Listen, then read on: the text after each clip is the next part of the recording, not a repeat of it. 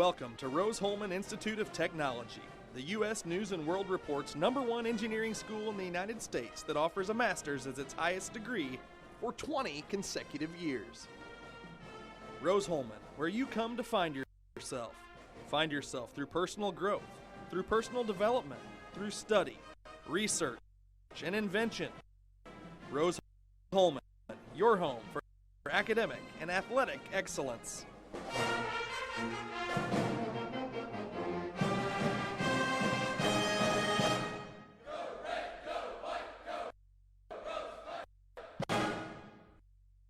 You're watching Rose-Hulman Women's Basketball on the Indiana Sports Network. And welcome to Terre Haute, Indiana, on the campus of Rose-Hulman Institute of Technology for this afternoon's ball game. And when we look at this one, it should be another really good game for the women. Rose-Hulman's women have won the previous 2 ball games. They're on a... Say that again, Herb. The previous 2 ball games, Rose-Hulman's women have won. They've raised their record to 4-14. We've talked about them getting better all year, and right at the end of the season is what they've done.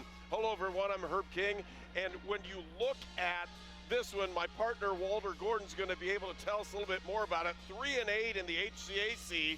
They're not out of tournament contention right now. You know, you started talking about those wins that got choked up all of a sudden. I'm telling you. This is a team that it is taking its lumps early in the season, as we've seen. But boy, I'm telling you what, Coach Prevost and these women here at Rose-Hulman are starting to play good basketball. They're taking care of the basketball a little bit better, and you know, a couple of wins will help you get your mojo going. You feel good about yourself. You start believing. That means you listen to the coach a little bit more. Say, oh, wait a minute, that old guy knows what he's talking about, doesn't he? So all of that starts to come together, and it's kind of like that gumbo you got stirring in the pot. This team is a dangerous team in the conference, and they're poised to hopefully make some magic happen at the end of the season. They have played so much better down the stretch here the last about 5 or 6 ball games that you just can't help but root for them. You know, it started at that Transylvania game. They were here, and Transylvania is a very tough team at that time, ranked 9th in the nation. And Rose-Hulman played right with the Pioneers. Transy won by 12 points in a game that a lot of people expected probably be 30 points. But that gave them a little bit of belief. The next game they had a stinker against Franklin, but the last 2 have been rock solid.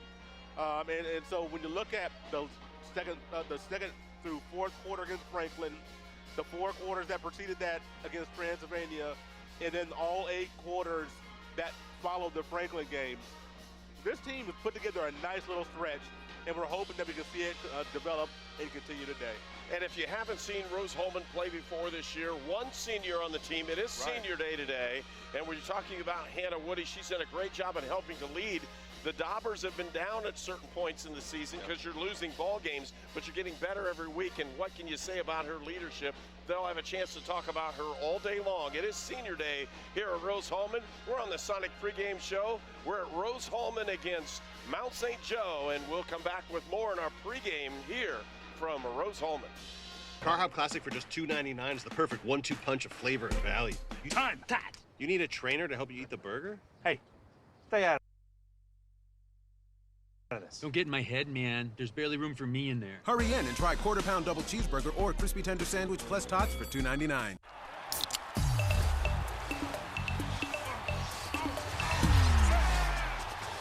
Everybody clap your hands. Shot now, y'all. Turn it out. Oh, yeah. Shot, real smooth.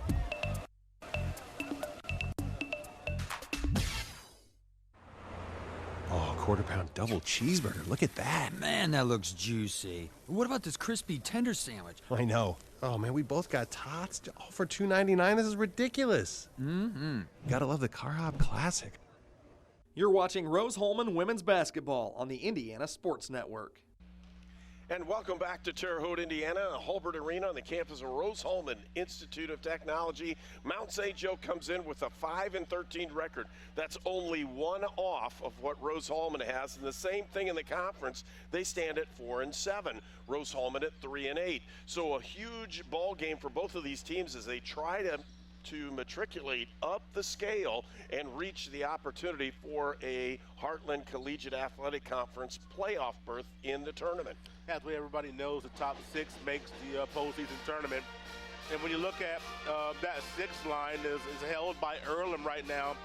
But you mentioned it, just a conference record of 4-7. So as coaches and players, you want to take everything game by game. But up here in our perch, we can prognosticate and say, hey, what is the number that we have to get to be able to reach that 6th spot? I'm thinking 7-11 puts you really close. That means Rose-Hulman has to get 4 victories.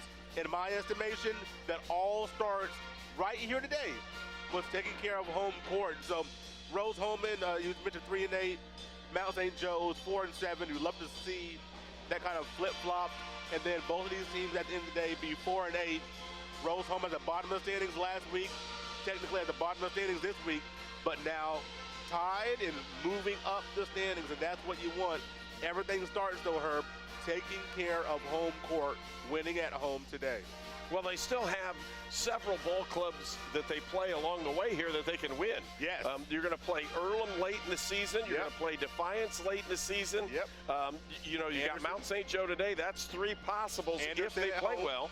And they've got a bunch of them at home. Yep. And with that opportunity, they have a chance to close in and really move up the ladder. And like you said, right now, they're only 1 ball game off.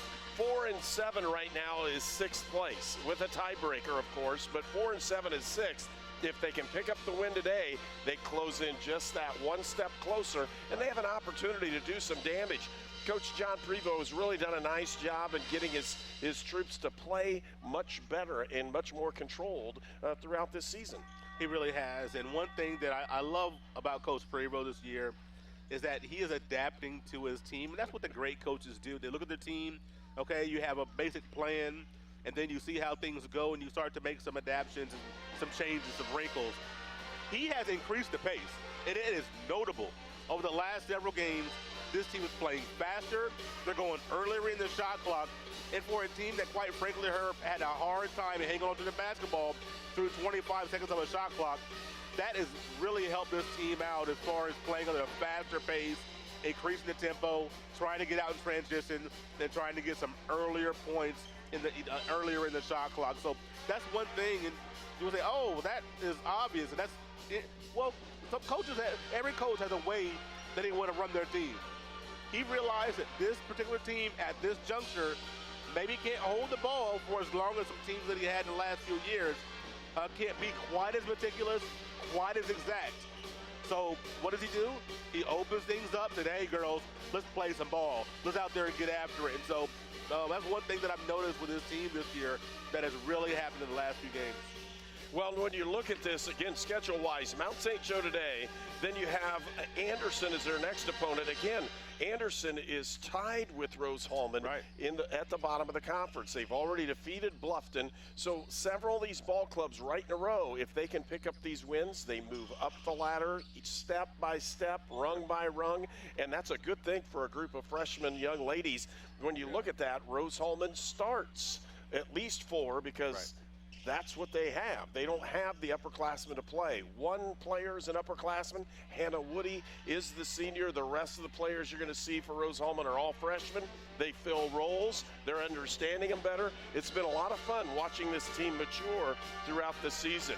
We're here at Rose-Hulman with the Sonic pregame show. We'll take a pause and come right back. You're watching Indiana Sports Network.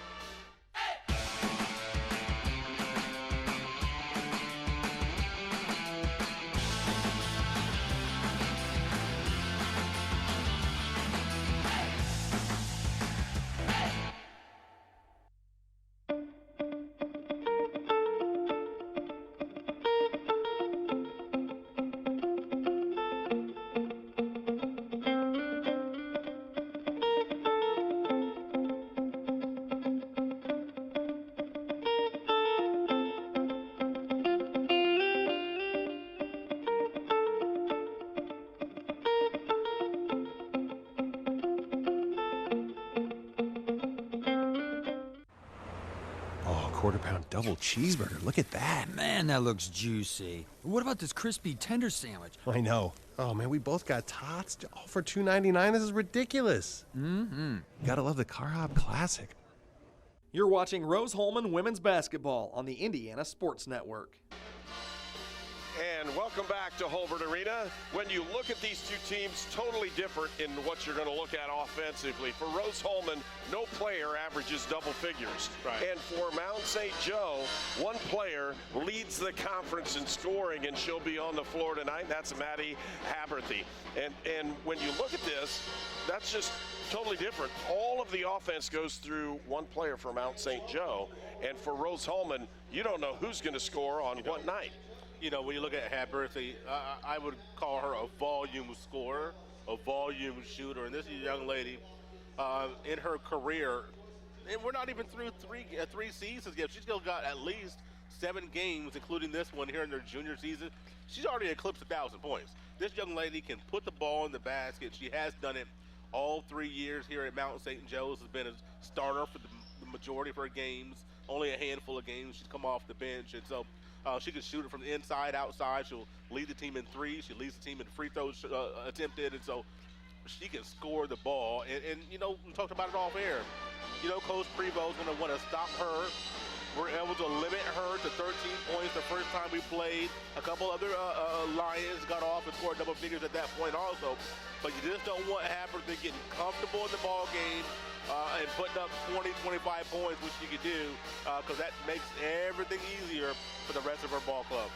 Well, and when you also look, Mount St. Joe is a Cincinnati-based school, right, and they have 4 starters that are Cincinnati kids, so to speak. They come right from across the road. And when you look at this one, you're looking at Hannah Woody, the senior for Rose-Hulman, is a Cincinnati kid as well. I wonder how many other girls she played against in high school. That's what I was thinking. I didn't ask her dad. I talked to her father right before the ball game, and he was just talking basketball and the things that are going on. But, I mean, some of these are going to know each other, and it makes the rivalry maybe a little bit more intense when we're talking about this one. But, you know, honestly, Rose-Hulman, being a national recruiting school, just really has that opportunity to go out and get different players. We're going to pause. We'll come right back with the starting lineups and Senior Day here on Indiana Sports Network. Oh, quarter-pound double cheeseburger. Look at that. Man, that looks juicy. What about this crispy tender sandwich? I know. Oh, man, we both got tots, all for $2.99. This is ridiculous. Gotta love the Car Hop Classic. It could be anyone. The star student, the all-state athlete. I never thought it could happen to me, that I could lose everything.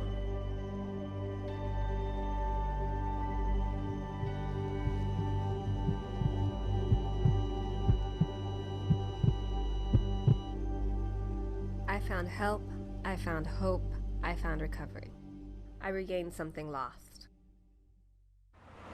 Sonic just introduced tachos. Look at that cheese sauce. Bacon, too, so crispy. And Baja Blend. Love those spicy jalapenos. Tachos. It's like I'm saying nachos, but I'm not. It's not that much like you're saying nachos. You're watching Rose-Hulman Women's Basketball on the Indiana Sports Network.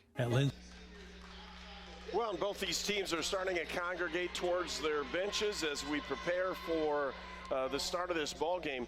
Walt, when you look at both these teams, we're seeing 2 teams that are really have struggled through the season but have a chance to redeem themselves. And with that opportunity, we're going to see, I think, a really good basketball game. 2 teams that are pretty evenly matched record-wise and what's going on. And we're going to take that opportunity to see those. We'll pause for just a break and come right back with Senior Day here from Rose-Hulman. Pharmacy, we're more than just your pharmacist. We're your neighbors. Our kids go to the same schools. We eat at the same restaurants. We sit next to you in church. When I listen to a symptom. When I fill a prescription. When I offer advice. I'm not just helping a customer. I'm helping my neighbor and a friend. My name is Lynn Hofstadter, and I'm the proud owner of Lynn's Pharmacy, a modern pharmacy with old-fashioned values and personal service, dedicated to keeping you, your family, and our community healthy since 1872. Here at Lynn's Pharmacy, downtown Brazil. We were choosing colors for the house, and I stopped and looked at Mike and said, "We're really doing this, aren't we?" You're watching Rose-Hulman Women's Basketball on the Indiana Sports Network. 361 career points with 131 rebounds and 86 assists in 77 games as a member of the Fightin' Engineers. She was part of the 2017 and 2018 HCAC regular season and tournament championship teams and has appeared in 2 NCAA Division III tournaments as a member of the women's basketball program. The Rose-Hulman women's basketball program has an overall record of 72-29 in Hannah's career. Hannah has accepted a postgraduate position at Northrop Grumman in Cincinnati. Hannah is joined today by her parents Dan and Debbie Woody. Ladies and gentlemen, Hannah Woody.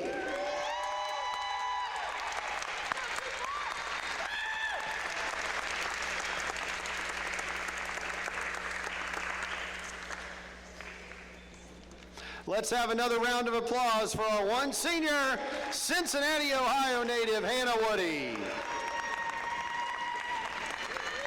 Your show? I turned it, I muted it there. And we're happy to bring, again, Senior Day. One senior for Rose-Hulman. The rest of the ball club is freshmen that will play this afternoon. We're going to pause for a short break, and we'll be right back. At Lynn's Pharmacy, we're more than just your pharmacist. We're your neighbors. Our kids go to the same schools. We eat at the same restaurants. We sit next to you in church. When I listen to a symptom. When I fill a prescription. When I offer advice, I'm not just helping a customer. I'm helping my neighbor and a friend. My name is Lynn Hofstadter, and I'm the proud owner of Lynn's Pharmacy, a modern pharmacy with old-fashioned values and personal service dedicated to keeping you, your family, and our community healthy since 1872. Here at Lynn's Pharmacy, downtown Brazil. We were choosing colors for the house, and I stopped and looked at Mike and said, "We're really doing this, aren't we?" The process was challenging, but Riddell was there for us every step of the way. The mortgage, closing, they eased our stress. It made sense when Mike said, "We're really doing this." Mortgage loans made easy from Riddell. Making friends since 1885. A to Z Construction performs free inspections and free estimates. A to Z welcomes all insurance work, specializing in all roofing systems, plus performing all other aspects of construction and remodeling. A to Z Construction is your Greater Wabash Valley roofing company. Call Shannon Combs for your free roofing inspection today. A to Z Construction, building the future together. You're watching Rose-Hulman Women's Basketball on the Indiana Sports Network. Let's meet the starting lineups for today's games. First, for the visiting Mount St. Joseph Lions. Starting at guard, the junior number 3, Maddie Haberthy. At guard, the junior number 5, Jalea Fair-Harris. At guard, the freshman number 24, Chloe Jansen. At forward, the sophomore number 33, Haley Scott. And at center, the junior number 44, Aaliyah Huff. The Lions are coached by Dan Benjamin. And now, let's meet the starting lineup for your Rose-Hulman Fightin' Engineers. Starting at guard, the 5'6" freshman from Indianapolis, Indiana, number 14, Nola Wilson. At guard, the 6-foot freshman from New Brighton, Minnesota, number 33, Kaylin Jester. At forward, the 5'11" freshman from South Riding, Virginia, number 50, Rose Burnham. At forward, the 6-foot freshman from Wheeling, Illinois, number 54, Nosa Igihan. And starting at guard, the 5'7" senior from Cincinnati, Ohio, number 24, Hannah Woody.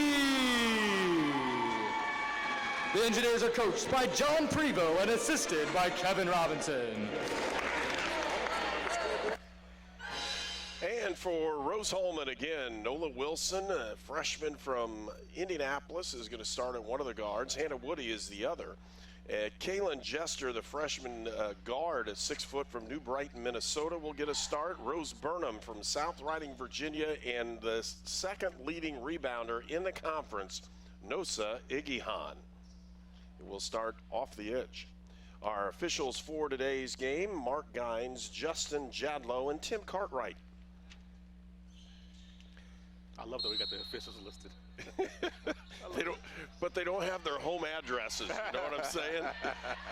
Rose-Hulman with the tip, though, control it. Wilson with the basketball. Iggy Hahn over Burnham. Back to Wilson, down low, inside. Iggy Hahn can't get it to go, and a rebound comes out to Mount St. Joe.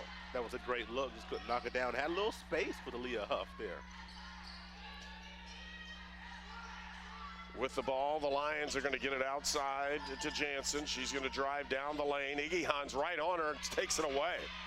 Nosa Iggy Hahn with the steal. She's second on the team in steals, and Nosa's really played well as a freshman. Almost double figures. She's at 9 points a game. Burnham with the basketball, gives it up. Woody from 10, got it. Hannah Woody. Starting the game off very nicely. A nice little easy pull up from the right baseline. That is just money for her. Huff with the basketball. She'll hand it off to Jansen. Back outside. On defense here. Haberthy with the shot. Pull up. Got it. Boy, you can see when she has space like that, able to pull up on a dime. I love the pressure in the backcourt here with Jalea Fair-Harris hounding Nola Wilson. Well, Rose-Hulman has two guards that I think can handle that if they really get in trouble with the opportunity. Wilson off the screen. They've got Iggy Hahn down low. She just turns around and goes right back to it. Woody, they'll give it to Iggy Hahn. Off the elbow, back open in the corner is Wilson for three. Nola Wilson, as of late, has really been shooting the deep ball very well. She loves to spot up on the wings and knock down that three-point shot. It's 5-2, Rose-Hulman with the lead here early in the first quarter. Look how spread this floor is for Mount. With the basketball now is Scott. They'll pull it back outside. Scott for three. She'll put the shot up. She doesn't get it. Rebound comes out. A nice pull down by Kaylin Jester. Nice pressure off of the rebound to slow down the transition by Mount. Woody feeds it inside. Wilson lost it, Wilson picks it up as Iggy Hahn lost the ball in the low post. Pulled up Burnham for 10. Can't get it to go, and a rebound comes out to Fair-Harris. Harris pushing the ball up the floor. In the corner is Haberthy. And when Haberthy hits that first shot, you can see she's going to be calmed and ready to shoot it as well. Nice crossover move by Jansen, but didn't get a chance to shoot it. From 10 feet, putting it up, and no good is Huff. Here we go with the transition. Lead pass. Woody from 15. No, she'll feed it inside. Nice feed to Iggy Hahn. She puts it up, and she's fouled. Really nice job. She switched hands going for that one and drew the foul from Aliyah Huff. And Huff, with a 6-foot junior at that time, and kind of reached a little bit, is you like the opportunities that Iggy Hahn has had, and both times she's able to have a little bit of space. And for someone as nimble and as agile and athletic as Iggy Hahn, if you give her space like that, she's going to be able to move you, get you rocking one way or another, and get to your body, get a foul. Iggy Hahn will take that second opportunity. I don't know why we didn't have a substitution at that point. I don't either. Because they were structurally ready. That's what's supposed to happen. 5-2 is our score. Rose-Hulman with the lead as Iggy Hahn missed both those free throws. With the drive and the shot, but it's blocked away. Another good play by Jester as she blocked it. Lead pass. Wilson with the drive. Wilson kicks it over. Burnham, pull up. Jensen, and they'll pull it in. Iggy Hahn on the post, pump, squares up, great move, and got the foul call again. You see it coming, Herb. Once again, Iggy Hahn with the catch, squares up, has space, gets her rocking, goes into the body, gets the foul. Those substitutions will come in. Folks, we want to thank Union Center for Sports Medicine. They're proud to be the official sports medicine provider for Rose-Hulman Institute of Technology. The certified athletic trainer for the Fighting Engineers is Scott Keller. Samir Bavishi, MD, and Jerry Palmer, MD, from the Union Medical Group serve as the team doctors. Union Health, caring for Rose-Hulman athletes. You see Nosa Iggy Hahn, the point in her game with which she struggles the most, only a 32% free throw shooter, as she continues to work on that stroke. And all 4 of the free throws were missed, but they all 4 were right on line. They were all just a little bit long, but she's continuing to work on that free throw stroke. The other issue that you're going to see is Huff is now out of the ball game, so the big physical presence for Mount St. Joe is out. Three-point shot is up and good, this time by number 10, Mackenzie Markham, the junior guard from Mason, Ohio. Markham, a 34% three-point shooter, just squared up and knocked that down. Score is tied at 5-5. Wilson looks inside, he's got Woody down on the post. Hannah puts it up, got fouled, no call. Now Iggy Hahn, she'll put it up. She got hammered and puts it in. Iggy Hahn with the strength that time, able to spin back toward the middle of the paint, got fouled once again, but this time just one free throw to try to cap off the three-point play. We're seeing some good offense right now. I know some of the shots are not going down, but we're seeing some good offense both ways. Would you agree? I would. This is a really good job by, especially Rose-Hulman right now. No turnovers. They're just hammering it in there. Tipped around, picked up, then a great offensive rebound, and she's struggled with it. Woody from the outside pump. She'll drive, squares up, now put it out to Burnham. Burnham feeds it low. Inside, it's stolen away, but out of bounds, and Rose-Hulman will have the basketball under their own basket.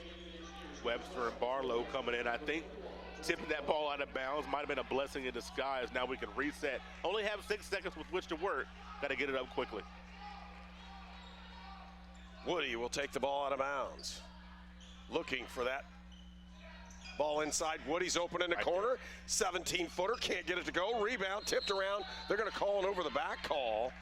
Ooh, and it'll go the other way. That's pretty tough. They were kind of side by side, I thought, and Rose Burnham just used her size and strength to tip that ball a couple of times. Would like to see a play on there. First team foul against Rose-Hulman. 3 team fouls already on Mount St. Joe. The Lions with the basketball.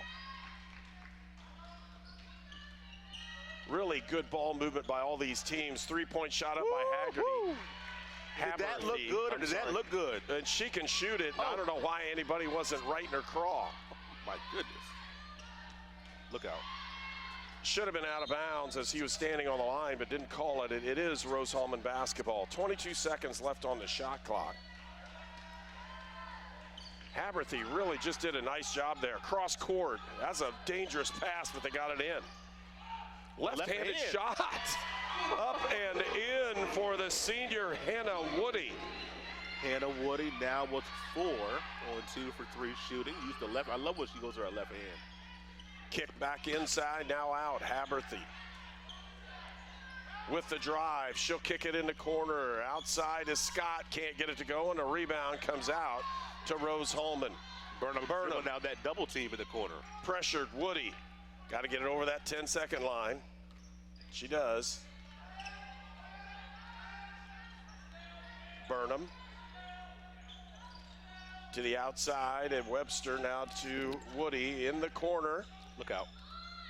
And back outside. Jester on the drive, shoots it up, can't get it to go off the backboard. That's all right, it was a good drive and a steal by Barlow. Barlow gets it up and in. Very heady play there by Barlow to sneak around and get that steal. Both of these teams playing their hearts out here in the first period. 11-8, Rose-Hulman with the lead. Steal taken away, Barlow with a loose ball. Lead pass out to Woody. Woody pulls up from 10, can't get it. Rebound comes out, it's Barlow. She's got it, she'll pull it out.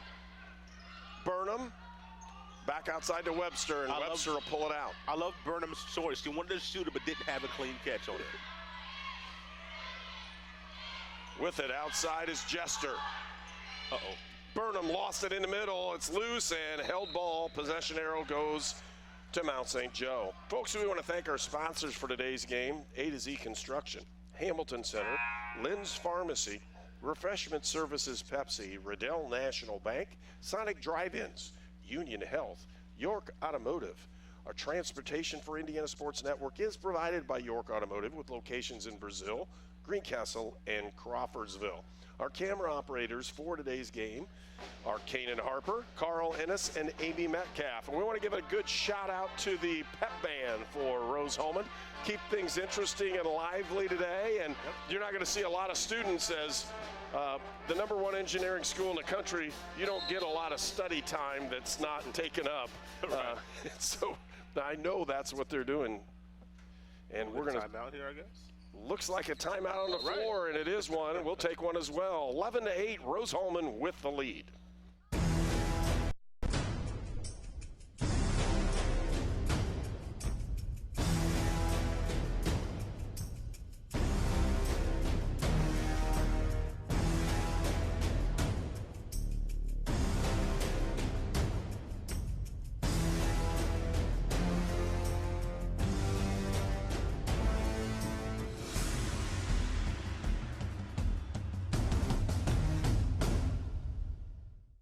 It's employee pricing for everyone at York Chevy Buick on US Highway 40 in Brazil. Our Christmas gift to you is 2019 Silverados up to $12,000 off. Buick Encore, $99 a month. Equinoxes as low as $169 per month. And Chevy Trax as low as $99 per month. On US Highway 40 in Brazil, where we're not number one, you are. We're not number one. You are. You're number one at York. You're watching Rose-Hulman Women's Basketball on the Indiana Sports Network. And after the timeout, the Lions with the basketball off that held ball possession change. And they're going to try to set it up. Trying to use that screen and roll on the opportunity with the drive, and that's a good heady play by Chloe Jansen as she draws a foul for Mount St. Joe. But it's a common foul. Out of bounds will give the ball back to the Lions. That's only the second team foul for Rose-Hulman. Outside, Haberthy. And that's who they want to handle it. They're going to spread the floor and see if she can do something with it. With the kick, and there's another three-point shot by Mackenzie Markham. Markham 2 for 2 from 3 once again. She's got 6 quick points. And, boy, if you can't stay in front of your lady and have to get some help, you're opening up the well for that three-point shot. Well, they're trying to keep the ball out of Haberthy's hands. With it, kicked outside, Barlow in the corner. She misses that one, and the rebound comes out, and a traveling violation as Jansen ran into Haberthy, and it caused her to travel with a basketball. We lucked out there as they would have had a chance to try to take the lead here, I think, for the first time today, but this turnover helps us now get the ball back. Turnover number 4 for the Lions. Avery Lumen with the basketball in the low post. Pivot, puts it up, can't get it to go. Rebound, and they're going to call the foul on Rose-Hulman as for Rose-Hulman, Jordan Barlow went over the back, the freshman from Haven, Kansas. I love the fact that we went into Lumen there. We had post-up opportunity, let her go to work, and then Barlow crashing, just picked up the foul. It was a good look, and here comes this high screen. We're going to get a dive to the basket. We'll see how we do this time. Oh, offensive foul, and they're going to call it on the dive because she put both hands back in that screen. Gives the ball back to Rose-Hulman on the turnover. 4th team foul for Mount St. Joe. You know, it's interesting. A minute ago, I saw my kids walk over with the Rose-Hulman combo, a hot dog, a popcorn, and a Gatorade, but no napkins. I failed as a dad, Herb. That's kind of the way it works. Webster for 2. Long one, can't get it to go, and a rebound comes out to Chloe Jansen. Jansen with the drive. She's fouled, and she'll go to the line. Fouls on Jester, Kaylin Jester. She was able to drive from free throw line to free throw line without anybody getting in front of her, making her turn her body to a straight line all the way through to the painted area, and just something that'll drive a coach, bonkers. 2 really good players for Mount St. Joe. Jansen is one of them. As you can see, she does a lot of different things. 5 rebounds a game. She's at 11 points only as a freshman. And then when you put that along with Maddie Haberthy, you've got a pretty good backcourt combination for the next year.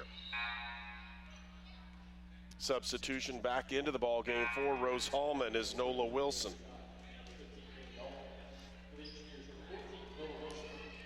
And substitution for Mount St. Joe is Carly Dalton, the freshman from Ripley, Ohio. Going with our 3-guard look right now. And the ability to pressure if they really want to. Woody on the outside. To Webster. Oh. Wilson open for 3, but she can't get the ball down or catch it to the point where she could shoot it. She was ready to shoot it before she caught the ball. I think everybody was. I know I was waiting to see it go up. The Lions lead 12-11 here with 1:50 left to go in the first period. There's that total spread. Trying to get something with it. Chloe Jensen trying to set the offense. She'll spin, drive down the lane, puts a shot up, blocked, but she gets her own rebound. What a good hustle play by her. Haberthy wide open, and she doesn't get it to go, but a rebound again to Mount St. Joe, and with the rebound and basket is Carly Dalton. 2 offensive rebounds on that trip, and that Hannah Woody was leaking out on the first opportunity. With the ball outside, Wilson. 3-point, long shot, can't get it to go is Hannah Woody, and the rebound comes out to Jensen. Leading that break, kick to the outside, and there's a 3-point specialist. Great rotation, but this time a great rebound by Jordan Barlow. Jordan Barlow just so taller than everybody, went up and got it. Big possession here for the Engineers. Wilson, they'll feed it over. Open look. Webster doesn't take it. Woody to Webster. Webster with the drive, looks, gives it up. Barlow step through, puts a shot up, can't get it. That was an awful nice shot. She just couldn't get it to fall. Yep. Again, potential travel, but she got that one in, was Carly Dalton. Dalton with a nice rim run. She went all the way to the front of the basket, and we were trailing just a little bit. So, once again, big possession to close out this quarter. 5-point lead now for Mount St. Joe. 2-3 zone applied by the Lions. They'll match it up. With it, Wilson looking inside, stolen away. And an offensive foul. That'll give it right back. 3 seconds left to go in the half. Fouls on Haley Scott. She had the steal, used her right arm to try to push the player away. Pretty simple one to call, and she didn't really like the call either. She didn't like the call, but it was the correct one. You know, and that's the speed of Nola Wilson, able to get in front of her. That calls her to make that offensive foul. 3 seconds, here we go. Possession arrow is to Rose-Hulman. They're going to throw it up. Iggy Hahn underneath, puts it up. There, yes! Nosa Iggy Hahn at the buzzer, cuts that lead back to 3. We'll take a break at the end of the first period with the Lions leading 16-13.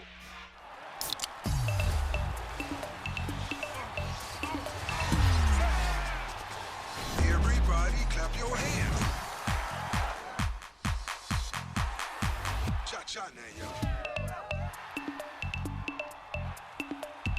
Turn it out. Oh, yeah. Cha-cha, real smooth.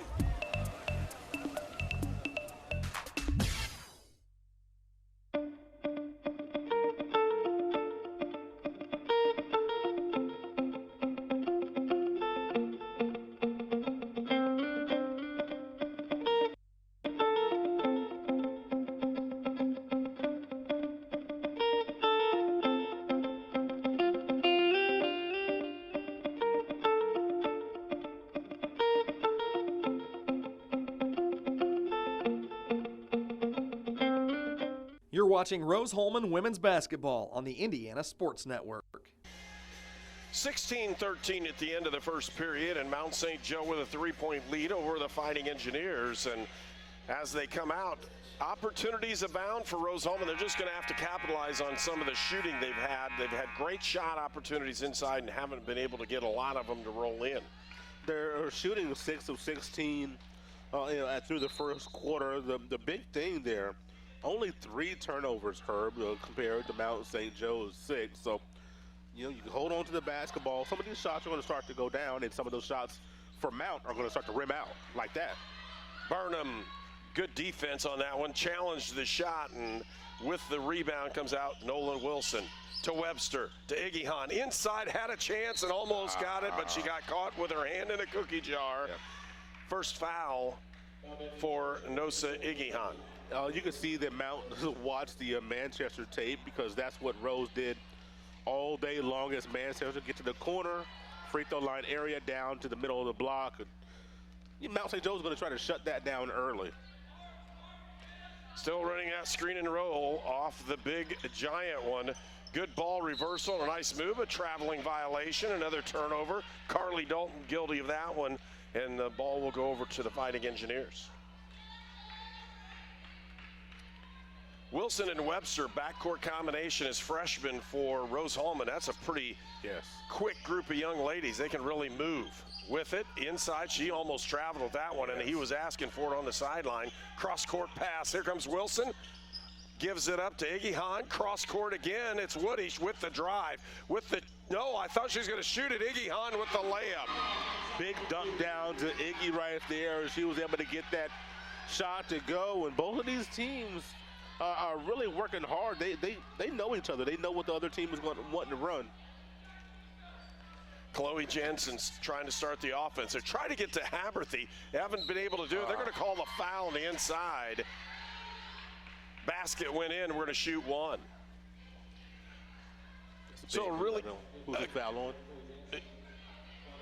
The foul is on number 50, and that's Rose Burnham for Rose-Hulman. Chloe Jansen really able to move quite well, the freshman from Fort Thomas, Kentucky, as she's run the offense for the Lions. And again, can you imagine the backcourt in another year with those two running it? Iggy Hahn with another rebound, and she'll pull it out. Wilson with the ball. Nola Wilson.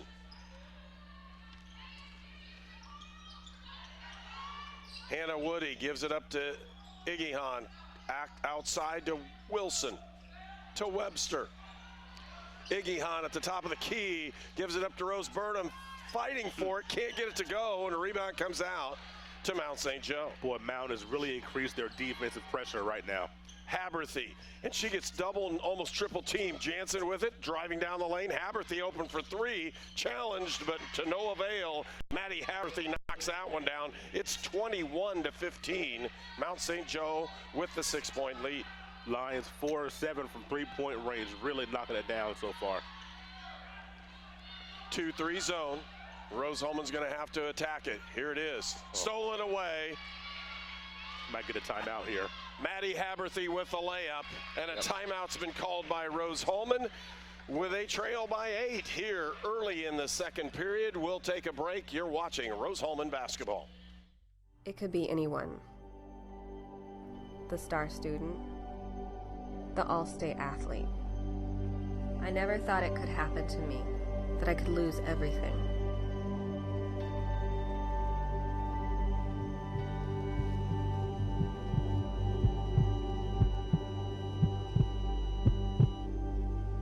I found help, I found hope, I found recovery. I regained something lost. You're watching Rose-Hulman women's basketball on the Indiana Sports Network. And the cheerleaders are in the house today, doing a great job as always. You can see them building their mount there over the side. They've had a great opportunity to cheer on some fantastic Rose-Hulman teams. I'll tell you what, the men are challenging right now as well. They're back into the flow. And when you take both of these teams, they play very hard and play very well. And they're over 500 in conference, 6-5, and 500 in season, 9-9 overall. And the men are starting to play a little basketball, a couple wins in a row, and I had a little losing streak and starting to right the ship a little bit. So both of these teams started to tick in the right direction. The upward trend is what you want to see. Both teams with 2-game winning streaks. First time all season been able to say that. Yeah, and if they stay together, and the men's and women's teams travel together on the road or they stay at home, and by doing that, it just eliminates the opportunity to have, they have the same players or same people with them, same support staff. Somebody's got to be able to shoot the ball and be ready on the catch. Traveling. Rose Burnham wanted to drive to the basket. You've got, in this 2-3 zone, you've got to be ready, have your feet set. So when you catch the ball, you're going straight up. Because right now, Rose-Hulman trying to move the ball from side to side, several turnovers in a row. Somebody's got to shoot the ball. With man pressure, Rose-Hulman's been able to shoot the ball quite effectively. 3-point shot up and no good, and rebound comes out to Burnham, and she loses the basketball, but they're going to call a foul on it. We got bailed out there because that was almost a turnover right there. That was a turnover waiting to happen right there, Herb. It really was, and opportunity comes in for Rose-Hulman. Folks, we want to thank our sponsors again for today's game: A to Z Construction, the Hamilton Center, Lynn's Pharmacy, Refreshment Services Pepsi, Riddell National Bank, Sonic Drive-Ins, Union Health, and York Automotive. Transportation for Indiana Sports Network is provided by York Automotive with locations in Brazil, Greencastle, and Crawfordsville. Webster gives it up to Woody, over to Wilson. Woody right open there for three. Probably should have had that. She'll take the drive and scores. Okay. Hannah Woody breaks a 7-0 run that Mount St. Joe's was on over the last 2 minutes, and Rose able to get their first points in the last couple of them. They've really had a hard time attacking the zone. Yep. Opportunity, nice backdoor cut. Let's go. To no avail, and now Rose-Hulman pushing the basketball. Webster with it. Oh, had Woody open, threw it at her feet. And a held ball. Possession arrow stays with Rose-Hulman, but that was a tough one. She had an opportunity for Woody for a potential layup or at least a 2-on-1 down that low block. I think she saw her a little bit too late there as Woody had an opportunity, like you said. Trying to get it. Burnham, they threw it over her head, and it's a foot race. With it is Haberthy. She'll go up and get fouled. Good foul right there. I know we want them to get the clean strip right there. Ooh. Was she shooting? Whoa. She wasn't shooting her. They're going to call breakaway. Oh, that hurts. I thought we were going to get an out-of-bounds situation out of that. I did not see her in her motion. I understand. Okay. All right. I'm with you. She cans the first one. It's 24-17. Gets the second as well. It's 25-17. The lead's back to 8. Well, I was going to say it was a good foul because it's going to be an out-of-bounds situation. Right. Use your speed, track her down, foul her before she gets into her motion. But good job by Mount to draw those 2 free throws. Really need the opportunity to have a shot in rhythm off the edge. Who can break down this off the dribble and get into the middle of the paint? 3-point shot up and no good. Rebound out and tipped around and picked up. Nice track down that time by Wilson. She missed the shot, tracked down the rebound. Wilson looking inside. They've got her pinned up. Nice job by Rose Burnham. Can't get it. Rebound, shots up, and she gets fouled. She'll go to the line to shoot 2.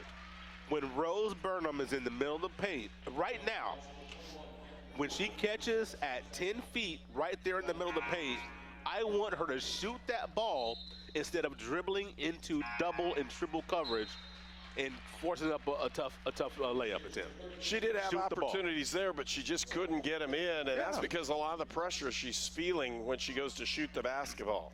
But when she's at 10 feet, she's wide open. Shoot the rock. You see, she got a nice stroke. Shoot the ball. Don't dribble into 2 or 3 players. Leads cut to 7. Again, free throws for Rose-Hulman have been tough to come by. Iggy Hahn with the board and the layup. Nosa, Iggy Hahn makes it a 3-point possession.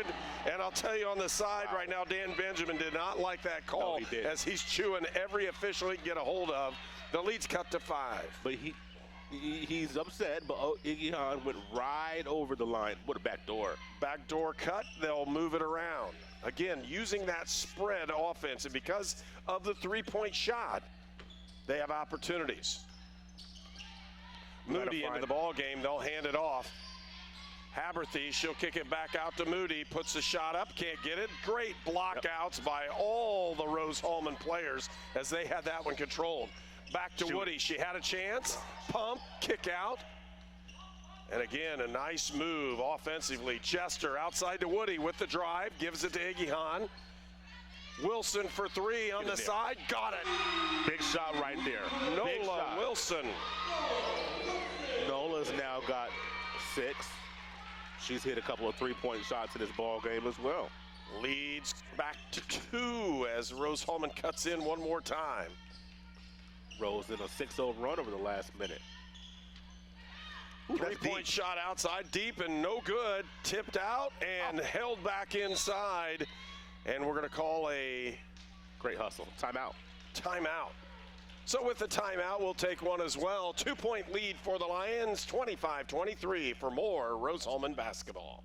At Lynn's Pharmacy, we're more than just your pharmacist. We're your neighbors. Our kids go to the same schools. We eat at the same restaurants. We sit next to you in church. When I listen to a symptom. When I fill a prescription. When I offer advice, I'm not just helping a customer. I'm helping my neighbor and a friend. My name is Lynn Hofstadter, and I'm the proud owner of Lynn's Pharmacy, a modern pharmacy with old-fashioned values and personal service dedicated to keeping you, your family, and our community healthy since 1872. Here at Lynn's Pharmacy, downtown Brazil. You're watching Rose-Hulman Women's Basketball on the Indiana Sports Network. We get a chance, let me know. 25-23. The Lions with the lead. They had the basketball, and Coach Dan Benjamin didn't want to see the ball turned over without a decent shot. He called timeout. 19 seconds off the shot on the shot clock after a huge offensive rebound as they saved the ball inside, and he didn't want to see him do anything dangerous with it. And they'll set it up. Maddie Haberthy. She's the one that's going to run the offense now. Slip screen, Haberthy gets it into the hole. And that's a mark of a good coach. Knows who he has to go to, and he did it. Hannah just couldn't quite stay with her going through that screen as Haberthy only needed half a step. She had a full one. Down on the inside, got it up. With it, puts a shot up, can't get it to go, and rebound comes out. Burnham calls it. Did they call timeout or not? She wanted it. Did she get it? She got the ball. I don't know if she called timeout. Jump ball. Held ball. Yeah, it'll give it to the Lions on the turnover. Mount St. Joe with a basketball and a 4-point lead. 3:35 left to go here in the first half. Rachel Moody with a basketball. To Jansen, back to Haberthy. In the corner. They left her open for just a second. I'm like, oh my. Markham. Jansen with the drive, screen and roll, taken away. Wilson has it on the floor, and that'll be a held ball. Rose-Hulman will gain possession of it. Great play by Nola Wilson. Stripped down on that interior pass that had been there early in the game, and Rose starting to recognize. Even these young players, these freshmen are starting to see how this game was going. You make your adjustments and got the turnover there. Wilson starts the offense for Rose-Hulman. They'll swing it around the outside to Jester, back out to Woody. Jester to Woody for three. Woody can't get it, rebound. Who else? No, she doesn't get it in. Another rebound. Rose can't get it again. Rose gets it one more time. You're not getting that ball from her. She gets knocked down, no foul. Rose Burnham had opportunities there and couldn't get it in the basket. Rose just couldn't quite squeeze it. Kick back to the outside off the nice drive. And again, Mount St. Joe's run the ball well. Schofield into the ball game, and she'll hand it off to Haberthy. Haberthy for three on a step back. She can't get it. Rebound to Burnham. Burnham's getting bodied and hammered all over. No she loves foul. Woody with the shot, left-handed, can't get it to go. You're right, Rose-Hulman keeps pushing the basketball towards the basket, and that's a pretty solid move. Outside, double dribble. Potential double dribble. They're going to say Moody with it outside. Haberthy for three. She can't get it. Rebound comes out to Wilson. I'd love to see a timeout right here to kind of settle things down. I know it leave us only 2 for the second half, so maybe you don't do that. We need a good possession right here. Nola to Woody. Somebody got a slip back door here. Cross court. Wilson for three. Can't get it. Up. Iggy Hahn leaves the right hand, and she gets fouled that time. I think if she just jumps up and shoots it instead of worrying about the contact, she'd have gotten that one in. But she'll go to the line anyhow. 4-point lead for the Lions right now. Coach Benjamin beside himself, like, why can we not get that foul call? And he's working on the official right now. And I don't blame him, but Iggy Hahn is able to use her size and athleticism. Iggy Hahn and Burnham combining for 12 rebounds so far in this basketball contest. And Burnham is playing her heart out. She is getting hammered and beat up. And when I say that, and she just keeps coming back for more, she's over talking to Coach Prevost right now, and he's just like, man, keep hustling. You're doing great. She's a tough customer. I really like the tenacity with which she plays. And come on, Iggy Hahn. There we go. She got that There one. we go.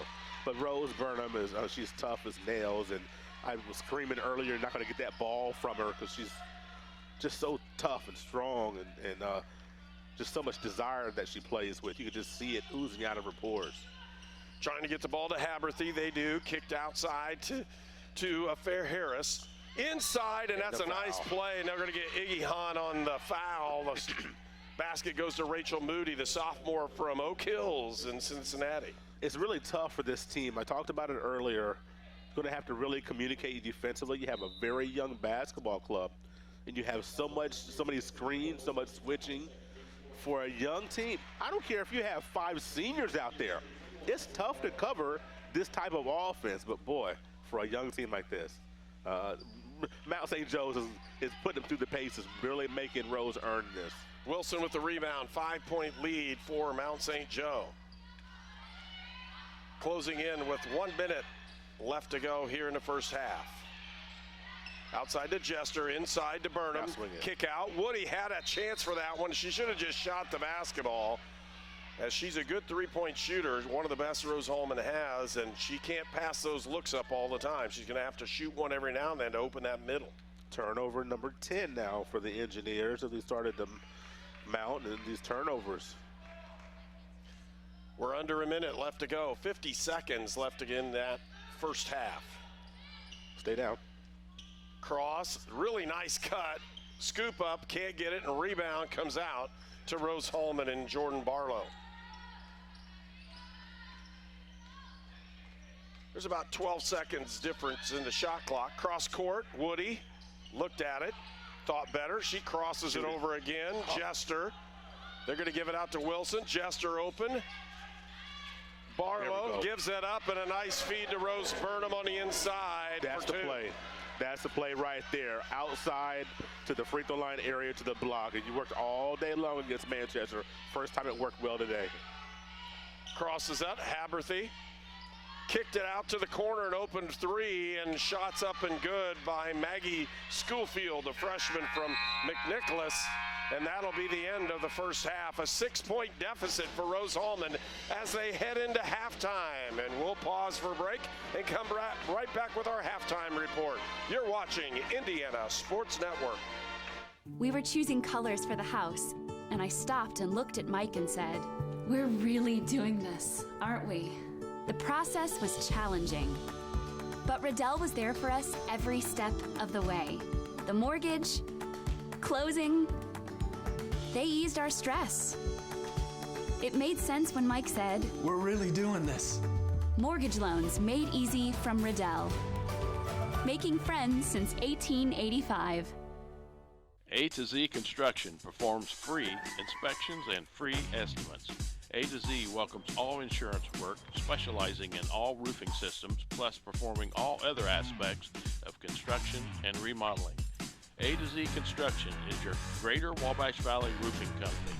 Call Shannon Combs for your free roofing inspection today. A to Z Construction, building the future together.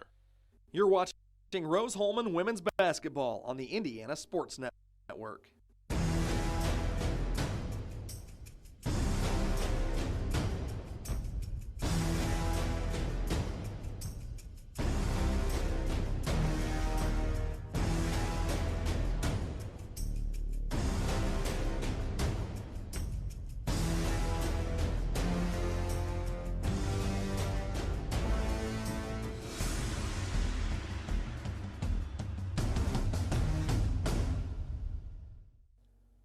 It's time for the halftime report on the Indiana Sports Network. They're also recognizing the senior cheerleaders, and we'll try to get you a shot of those once they have those announced. 32-26 is our score here at halftime, and Mount St. Joe has played very well down the stretch. They run that spread offense. For Rose-Hulman, they've missed some inside shots that would have not only kept them in this one and tied it up, but also placed them in a lead, as they've had opportunities from the foul line and the bunnies. And the two things you can't miss and win ball games are the close ones inside and those free throws. And I'd like to take our chances in the second half. We have that same opportunity in the second half. I think we come away with a big victory. The thing that really resonates with me here on this first half is trying to eliminate the need for help. When you can't stay in front of the person you're trying to defend, and a lot of that is because of scheme and good screens, that makes it tough. So I'm not going to sit here and say, oh, the screen shouldn't matter. You should be able to stay with your person. But, man, when you're getting cut off with these screens, it makes it really tough. When you get beat, the help has to come, and then we're getting beat from the outside. They're nailing three-pointers right now, and that, to me, is the difference in this basketball game, which was evident. The last possession that Mount had with that three in the left corner, when it could have gone into the halftime deficit with a three-point deficit, that late three-pointer stretches it out to 6 to give them some breathing room that they feel they just might need in the second half.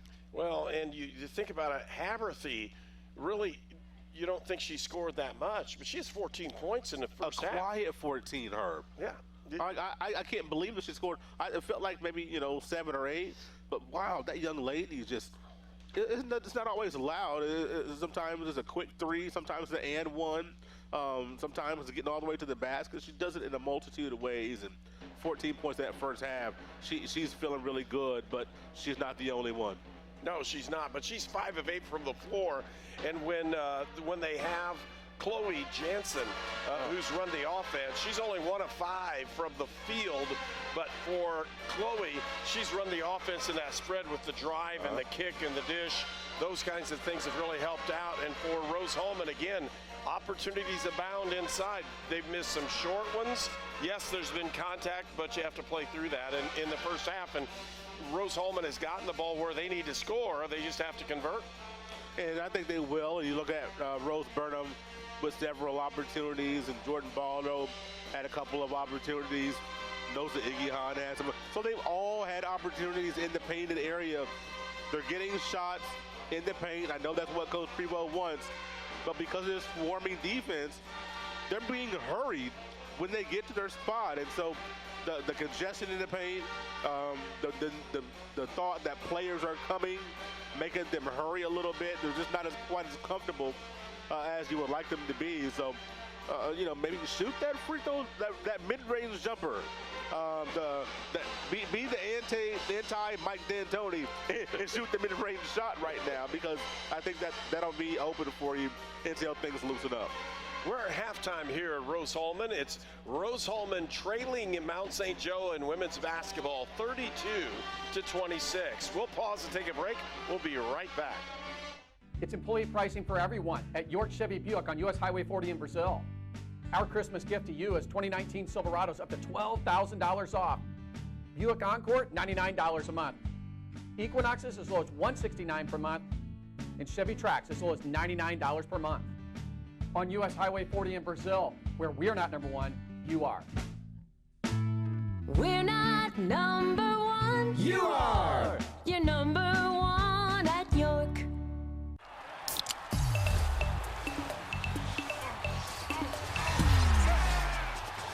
Everybody clap your hands. Cha-cha now, y'all.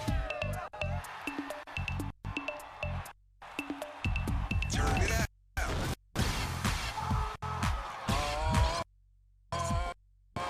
Yeah. Cha-cha, real smooth.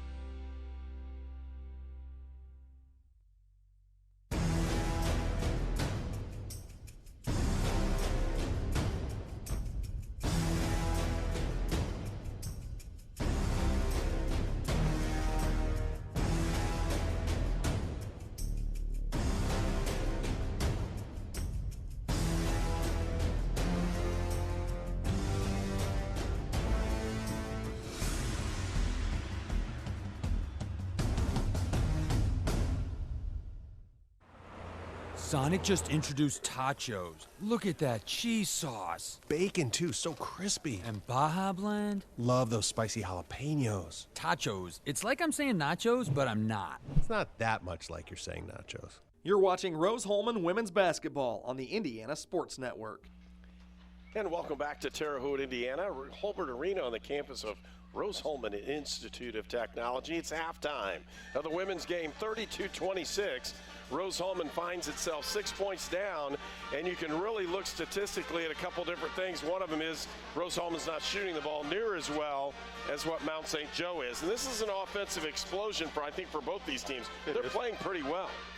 It is, and one thing that we always talk about, water finds its level. I mean, I'm not so worried about the defense for Rose-Hulman, as long as we can try to figure out how to not have to help so much. Because you look at the 46% that Mount St. Joe's is shooting, that's incredible for them.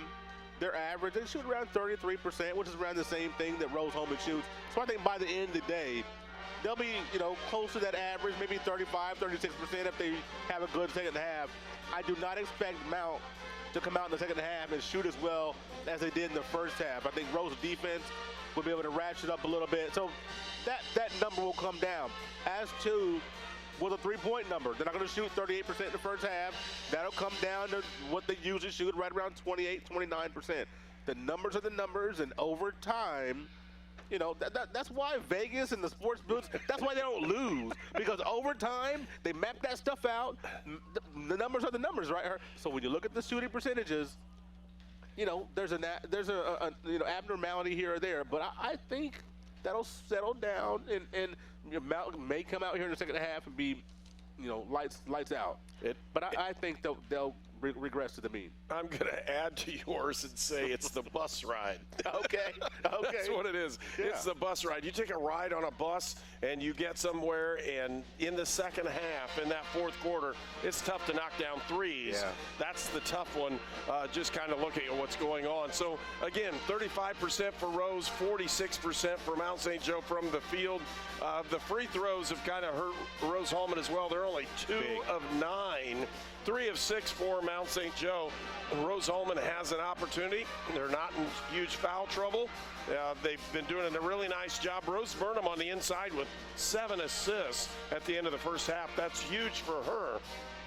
She's playing very well, but her shot attempts have to start going in if Rose-Hulman's going to end up winning the ball game, because if you look at how Rose has really done, she's only 1 of 6 from the floor, and easily could be, if it's 3 or 4 of 6, because they're short shots, Rose-Hulman's tied or in the lead in this one, and ultimately that's what they're going to try to do. Coach John Prevost just going to keep pounding on them, playing solid defense and see what happens, eliminate some turnovers, and we're going to see a great ball game here in the second half.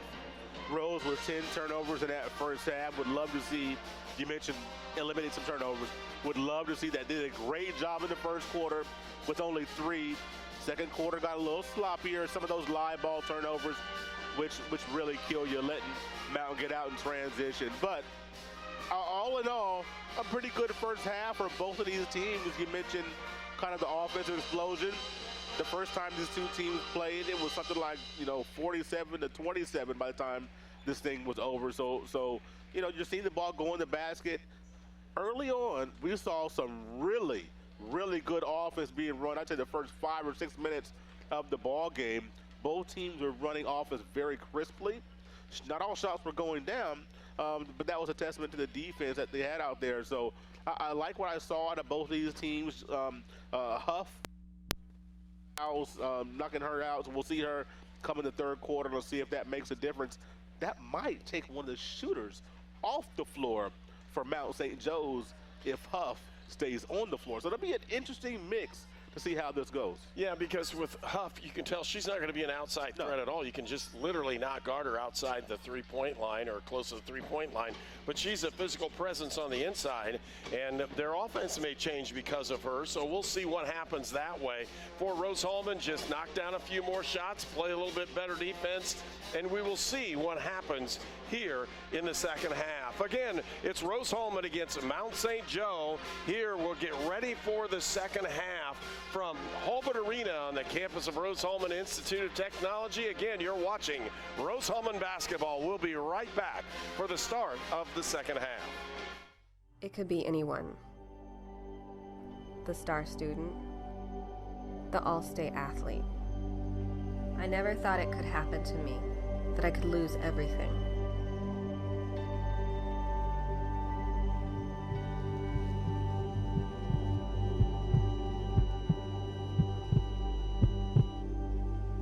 I found help, I found hope, I found recovery. I regained something lost.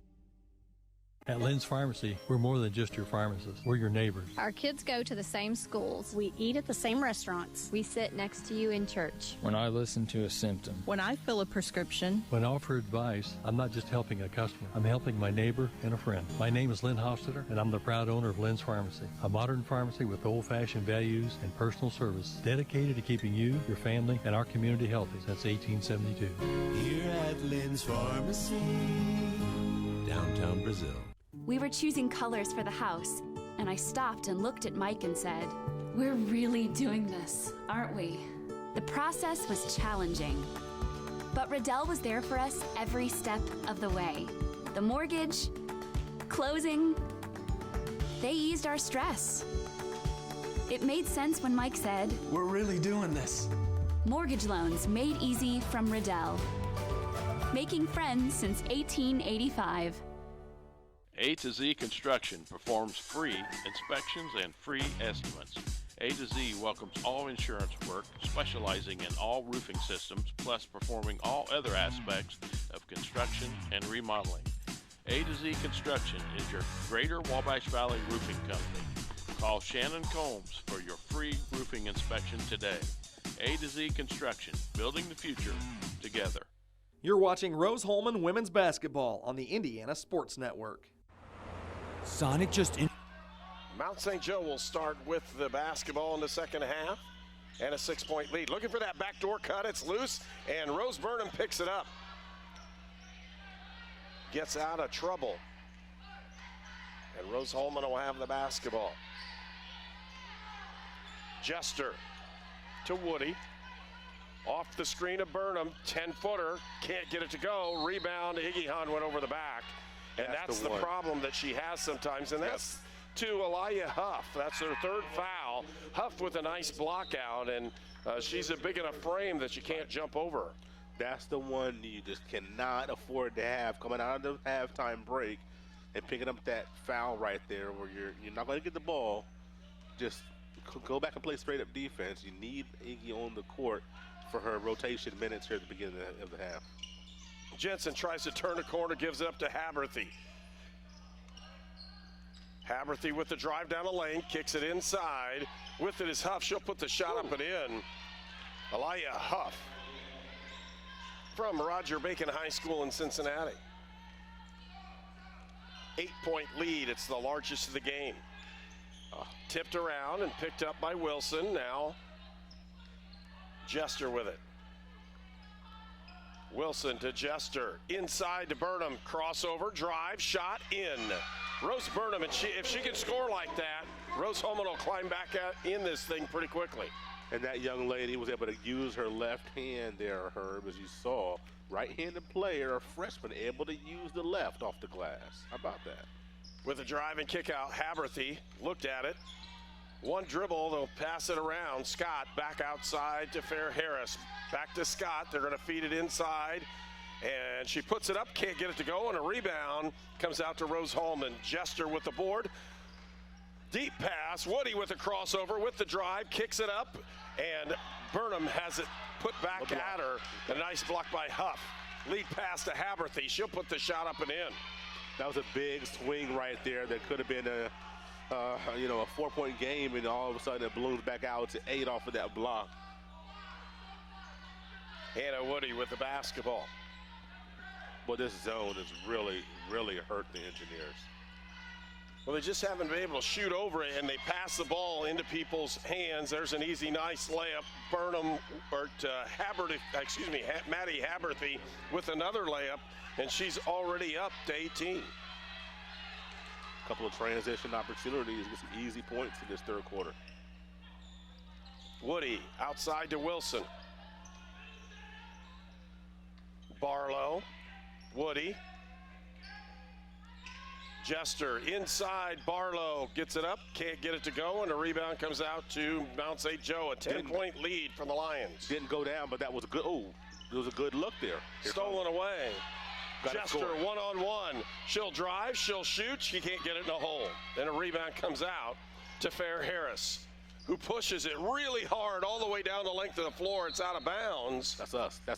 Yep. And it's Rose-Hulman basketball. Went off a huff. That's right. Boy, Jester, I thought on that last time down had a little bit more time than that she thought she had. As the player that was chasing her down was going to either foul her or was going to give up the layup. But still, one of those opportunities where you like the fact that we have a transition opportunity, was not able to score it. But we're still right here in this ball game, still early third quarter. Hannah Woody sets up, gets it out to Jester. Woody again. There's no way. Jester, Burnham. Woody should, I'm going to say she probably should have taken that shot. Jester for three, puts it in. Yep. Kaylin Jester, a freshman that can step out. And once again, you want players to shoot the ball in this zone. She's one of the ones that loves that wing three. And she really needs to hit it for Rose-Hulman to have the confidence that can pull Mount St. Joe out of the defensive pressure, out of that zone. Ball's tipped away. Jester got her hand in there and pushed it around. Markham with the drive, kick out, shots up, and good. That's a deep three by Haley Scott, the sophomore from Oak Hills. And that's a tough three right there, her 10th three of the season. That was she just knocked it down. Feed inside to Burnham, back outside. She's going to let her fly again. Yep. Kaylin Jester for three. Back-to-back threes by Jester, starting to get a little bit of flow. Rose Burnham at the free throw line area on offense, being guarded by Fair Harris. Can't let that happen. Got to give her the ball and let her go to work. Well, and with that opportunity, nice play up in the middle and a good solid defensive play by Jordan Barlow as Huff couldn't get the shot down. Nola Wilson to Woody. And now they've got a hot hand in Jester, and they're looking for her. Looks cross court. Woody open for three. Does she get it? Yes, she does. 3-point basket, Hannah Woody. 3 threes in a row for the Engineers here. Draw within 4. Mount St. Joe's got to get Maddie Haberthy back in the game. She's at the scorer's table. With the basketball now is Jensen. She'll drive out of bounds. It'll stay Mount St. Joe basketball. Haberthy back into the ball game and will replace Fair Harris. Timeout's been called on the floor. We'll take one as well. A 4-point Lion lead when we come back for more on Indiana Sport Network.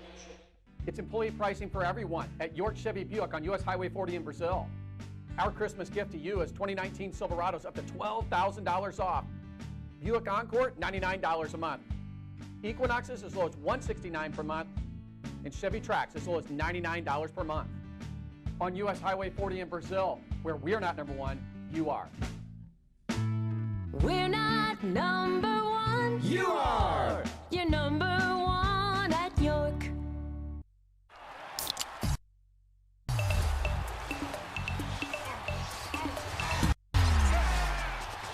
Everybody clap your hands.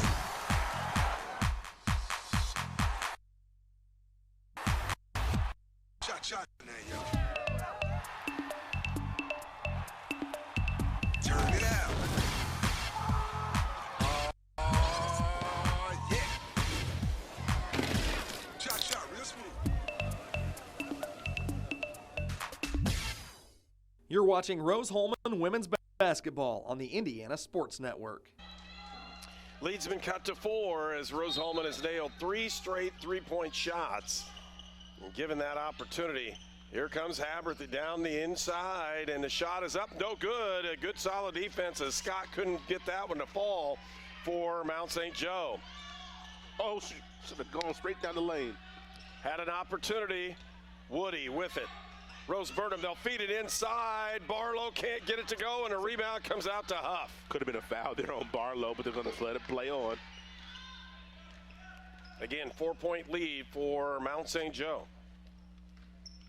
Haberthy gives it up. Haberthy for three, and that's not what you want to see. You can't go under. You cannot go under that screen. You got to find a way to fight over it and stay and make her a driver. Woody, and feeds it inside was Wilson with the turnover. Gives it right up at Mount St. Joe with a basketball. Jansen for three. She'll put it up. Can't find a range, and out comes Wilson with a basketball. Wilson, 2-on-1. All the way. She'll fake, puts it up, can't get it to go. Tipped out, and it's out on Wilson. Really good move. She just got to finish that shot. Yep, it was right there for her. She knows it, and that's just a tough one right there. You need those 2 points right there in transition. Nola Wilson's speed, able to go end to end like that. And you could just see she went right past two Lions. Would love to see her stay on the court right here and use that speed to get back into the basketball game. Desiree Webster replaces her, and they're fighting over the top now on those screens. Jensen down in deep inside. There's another three-point shot up and good by Haley Scott. Man, when you help off of your lady, that wing three is just killing us. Inside to Barlow down low, and a nice play on a high-low post. Second time Barlow was able to find Burnham, and Burnham used the left hand once again. Still within arm's distance here, Herb. Need to stop. Looking inside, they're trying to get it to Huff. Jensen with it with the drive down the lane, puts it up, can't get it. Rebound to Barlow. Outlet to Woody. Got numbers. Woody looking for it, has it open on the wing, deep inside. Rose puts it up and in. Rose Burnham with the shot and the bucket and the foul. She'll go to the line. Well, I tell you what, sometimes you can make things a little harder than they ought to be, but if you get an opportunity for a three-point play, sometimes you just tip your cap and say, there, just the way we drew it up, Herb. Just the way we drew it up. We're looking at the open three like, oh, just kick it out. Nope. Put it down the low post and let's score it the old-fashioned way. Burnham, 4-3. She gets that three-point play in, and the lead's cut to 5. Burnham goes out, and she now in double figures with 10 points and also 7 rebounds in this basketball game. Avery Lumen replaces Rose, as Rose will take a seat, and you can see she is winded. Yes, she really gave everything she's got on this one.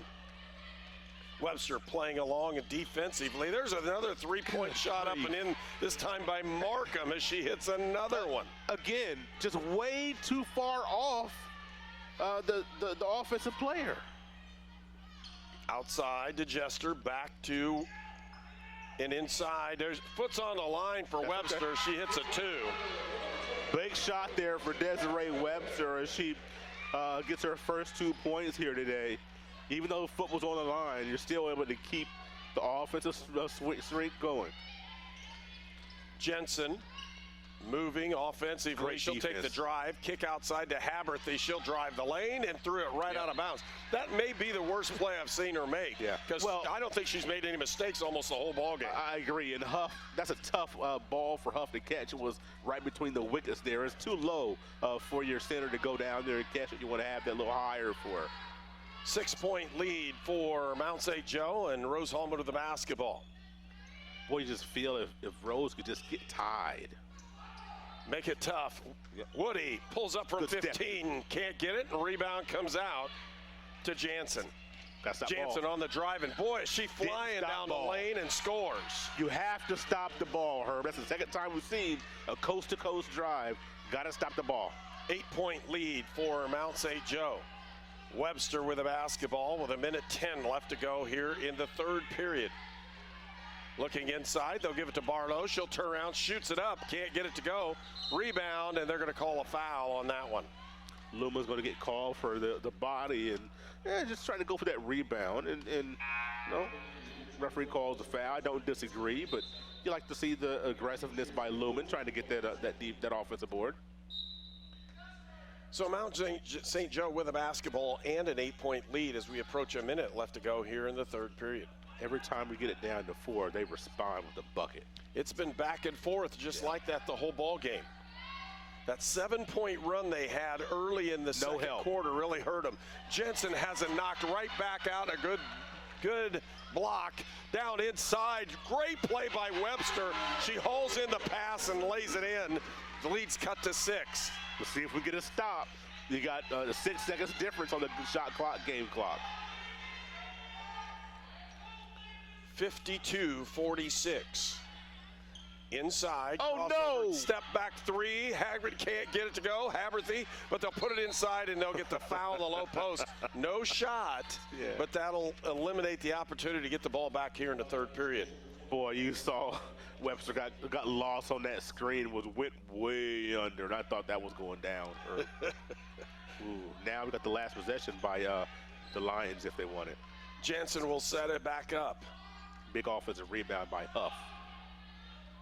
10 seconds left to go in the quarter. Jansen outside, and guess who? Haberthy, she got it down, and she's fouled. Potential 4-point play with 6.4 left to go here in the third period. Haberthy steps to the line. They know the help is coming, because every time somebody gets a millimeter past their defender, the help is coming from the corner. If the ball is going, you can't come off that short corner defender. You can't. The help can't come from there. And she went out to try to block it or contend the shot and ran into it. Haberthy for the 4-point play. She got it. It's a 10-point lead. 6 seconds left to go here in the third, and they're going to try to get it in. Open, tipped around, potentially stolen, held ball. You really don't want that with 3 seconds, because that's going to cause a possession arrow to go to Mount St. Joe to start the fourth period. Smart move by Dan Benjamin to pull it off. Webster, cross, Wilson for 3. Doesn't get the shot to go down, and it's a 10-point lead for Mount St. Joe as we head towards the fourth period here on Indiana Sports Network.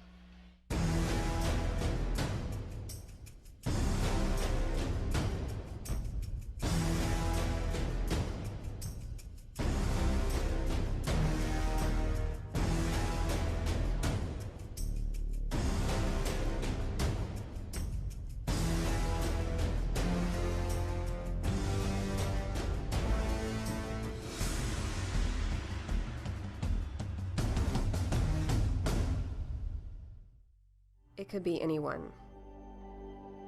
The star student, the all-state athlete. I never thought it could happen to me, that I could lose everything.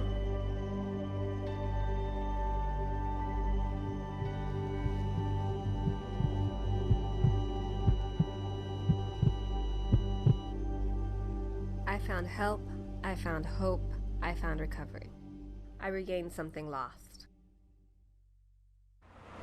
Sonic just introduced tachos. Look at that cheese sauce. Bacon, too, so crispy. And Baja Blend. Love those spicy jalapenos. Tachos. It's like I'm saying nachos, but I'm not. It's not that much like you're saying nachos. You're watching Rose-Hulman Women's Basketball on the Indiana Sports Network. Mount St. Joe with a basketball to start the fourth period. They have a 10-point lead. Chloe Jansen starting the offense, gives it up to Haberthy. Down the lane goes Haberthy. She puts it up and in. Another opportunity for a 3-point play, and she has just destroyed Rose-Hulman here in the last 30 seconds. You know, it's so interesting with some of these dribble handoffs, Herb. You see the dribble handoff, and then the person who passes the ball off crashing into the Rose defender to give even more space. So you're seeing them doing that all game long, and get the screen, and then you have that dribble handoff. It just gives the offensive players so much space with which to work. 28 points for Haberthy. Barlow shot up and in. This time she steadied herself, cuts the lead down to 11. Chloe Jansen will run the offense again. 28 points, though, for Maddie Haberthy. Jensen back outside, and they'll start the offense. Markham had a potential look and decided not to shoot, and she's been on fire today, too. She really hasn't missed anything. Oh, wow. Down, inside, open look. You got Cameron McCool with the basket. Yeah, that's a tough cover right there. 61-48 is the score.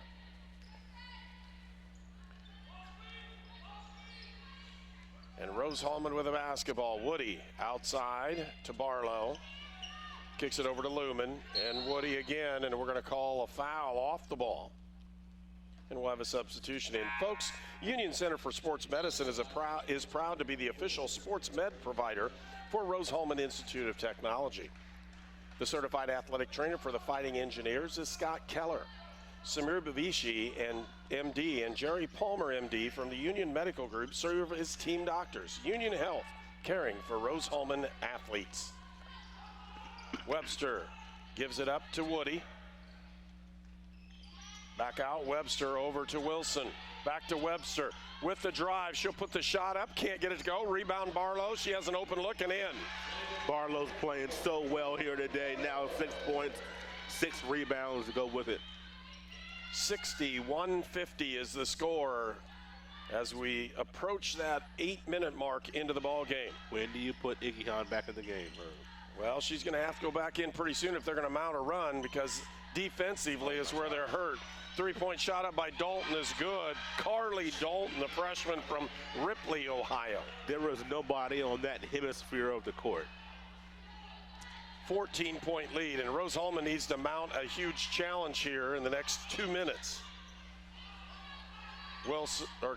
Webster inside to Barlow. She'll put the shot up and in as Barlow gets the opportunity for a 3-point play. And you can see Barlow seek out the body contact right there of the line. Herb, I want to point something out here. You see on your screen, John Prevost. There's 4 ladies on the bench in uniform. Yep. For the first time all season, Caitlin Young in uniform. And I just realized that a moment ago. Yeah. She's been injured all season long. Not sure if she's going to play this season or not. But just to have her in uniform on the bench, she's got the 2 knee braces. That's big for the Engineers, with maybe a possibility of getting her back this season. I don't know. I'm going to have to ask some questions. But good to see Caitlin Young in uniform. Dalton again pulls up, and Carly Dalton has shot the ball very well. Timeout's been called on the floor. A 13-point lead for Mount St. Joe when we return on Indiana Sports Network. At Lynn's Pharmacy, we're more than just your pharmacist. We're your neighbors. Our kids go to the same schools. We eat at the same restaurants. We sit next to you in church. When I listen to a symptom. When I fill a prescription. When I offer advice, I'm not just helping a customer. I'm helping my neighbor and a friend. My name is Lynn Hofstadter, and I'm the proud owner of Lynn's Pharmacy, a modern pharmacy with old-fashioned values and personal service dedicated to keeping you, your family, and our community healthy since 1872. Here at Lynn's Pharmacy, downtown Brazil. We were choosing colors for the house, and I stopped and looked at Mike and said, "We're really doing this, aren't we?" The process was challenging, but Riddell was there for us every step of the way. The mortgage, closing, they eased our stress. It made sense when Mike said, "We're really doing this." Mortgage loans made easy from Riddell. Making friends since 1885. You're watching Rose-Hulman Women's Basketball on the Indiana Sports Network. 66-53 is the score. Mount St. Joe with a 13-point lead. Rose-Hulman with the basketball. 7:24 left to go here in quarter number 4. Wilson. Webster open with the drive. She'll cross it up. Barlow looks, pumps, crosses it up. Woody with the drive, kicks out. It's Burnham. She'll put the shot up and can't get it to roll. Just rolls off that front of that rim, and Mount St. Joe with the basketball. Jensen, they're looking at that backdoor cut, a beautiful backdoor cut. And Carly Dalton, the freshman, with the layup. They just lift everybody, and boy, you jab step one way, and then you're gone. Hannah Woody back out to Wilson. Looking at it again, Woody open for three if she wants it. Wilson pulls out. Woody open for three. She'll take this one. Can she get it? Nope. Bounding around, rebound to Barlow, but they're going to call the foul off on Rose Burnham. You remember at halftime when I talked about water finding its level and all that mess I was saying? We'll just ignore that, Herb, because, man, I talked about those shooting numbers. They're going to go down. Yeah, obviously I don't know what I'm talking about. Mount St. Joe's shooting 55% from the field? Holy moly. When you shoot 55%, it causes a lot of problems. You really can't do anything from a defensive side, but they've got 6 minutes and still only down 15 if they can kind of slow the water down here, so to speak. Knocked around, picked up, open look for Jansen, open for Haberthy. In the corners, McCool. Jensen with the shot, got it up, tipped out of bounds. It'll be. What are you calling? He said it was tipped. It'll stay there. He was right there. He had no clue. Well, sometimes you get blocked. Well, okay. Chloe Jansen will inbound the ball to Haberthy. And they're going to call the foul on Woody. Whew. Boy, it's a tough cover right there. These several of these young ladies can put the ball on the deck and can shoot from deep. That's a tough cover. What do you do? It is pretty tough. As, again, 28 points for Maddie Haberthy. Kick in the corner. They call the offensive foul on the screen. It'll give the turnover. We'll give the ball to Rose-Hulman. Second time we've seen that offensive foul there is on that screen. And you know, you just still have a puncher's chance down to 15 with just under 6 minutes to go. Webster with a basketball. Looking. Need to put a couple shots up and have them fall, does Rose-Hulman. That's the punch part that I was talking about. Wilson for three, can't get it. Rebound comes out to Webster, and she's fouled. Well, that one needed to go right there. Is this here in this fourth quarter? We just can't get anything to go. Or being outscored 12-7 here in this fourth quarter.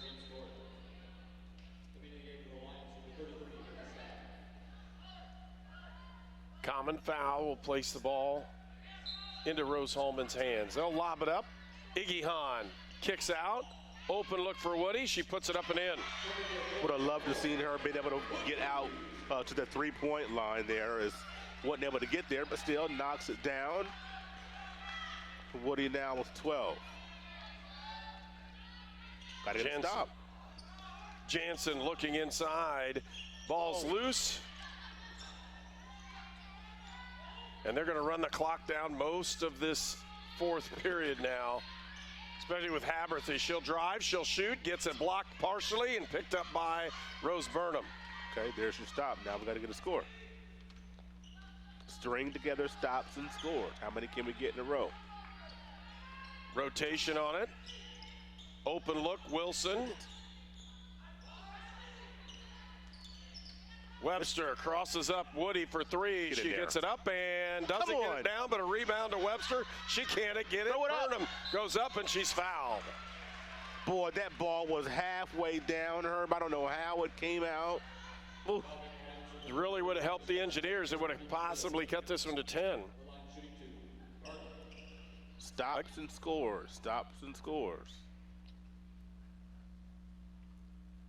And if I look back at Mount St. Joe, I don't know if they've scored 70 points on a season. I mean, it's going to be tough to find them because they haven't won very many ball games, and in the same process, have they scored 70? No, they have not. Yes, they have. 72. 74 at Franklin. Yep. Missing both of those free throws is still a 13-point ball game. 79 against Manchester. So they have scored. Incidentally, Haberthy with a season high today with the 28 points. Well, you can see why. She just hasn't missed. Not very many mistakes for her. She had a potential turnover, but there's another potential assist. Doesn't get it. Rebound comes out and picked up Timeout's been called by Mount St. Joe, and we'll take one as well. A 13-point lead for Mount St. Joe when we return for more on Indiana Sports Network. You're watching Rose-Hulman women's basketball on the Indiana Sports Network.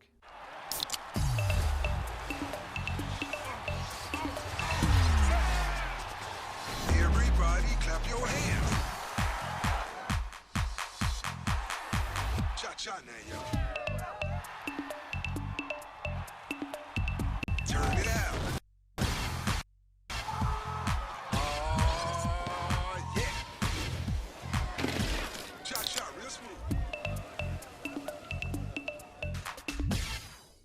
You're watching Rose-Hulman women's basketball on the Indiana Sports Network. Rose-Hulman finds themselves down by 13 with 4 minutes left to go in a ball game.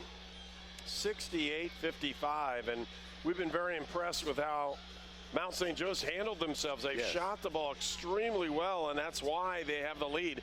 And we used to talk, I talked to several of the old basketball guys, and they say, you know, shooting covers a multitude of sins. It does. If you make mistakes in a ball game, but you shoot 55 or 60%, you're probably going to win anyhow. You know, Mount's turned the ball over 14 times. So there are some sins to be covered up right there, and they've done it because they've hit 11 three-point field goals.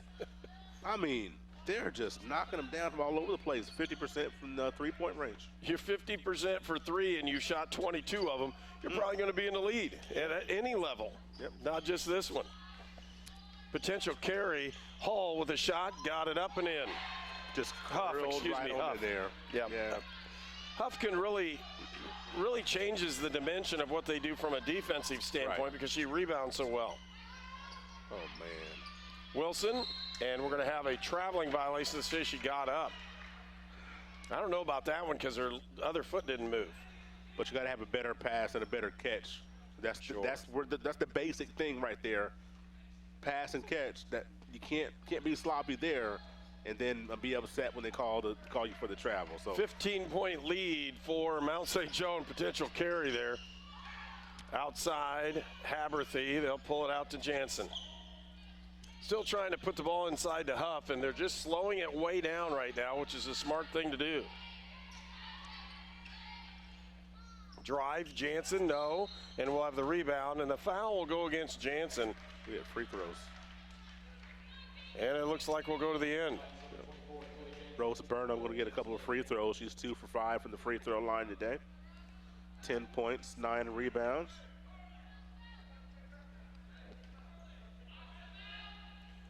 Rose has played very hard, and I'm talking about Rose-Hulman. She has done a great job in her inside play today, but there's just not enough as far as shooting-wise for Rose-Hulman right now. And that'll come, excuse me, when you look at this team. When a team is shooting like this, lights out from the field, it's been all three-pointers and layups, basically, for Mount. When you look at it, would love to see the shot chart, but it's all three-pointers and layups. And when a team is this hot from three, you got to try to feel like you got to match it. And this Rose team does not have the firepower at this point to be able to match that kind of three-point output. Jansen, they'll set the offense back outside. Markham to Haberthy. Markham double dribble the basketball. Put one hand on it and then the other. That's not a crossover. It has to touch the floor. So I think she might have crossed herself over there. You know, sometimes you just kind of lose yourself. And 13-point lead for Mount St. Joe, and Rose-Hulman's going to have to shoot the ball quickly to have a chance, like this one right there. With the drive, Iggy Hahn can't get it. Rebound to Burnham. She'll put the shot up. Has it blocked and out.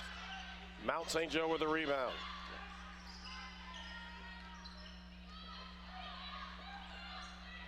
I thought we were going to get a timeout there. She was going over to her coach. Like they're going to get a timeout.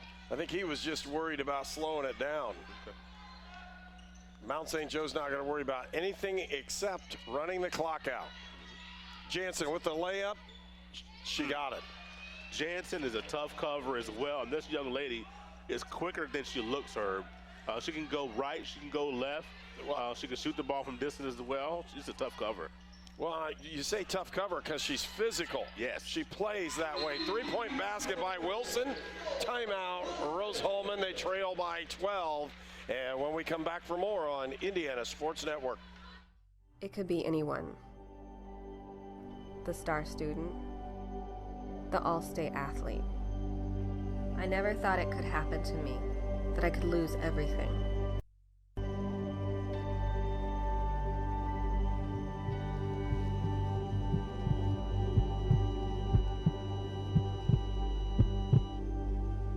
I found help, I found hope, I found recovery.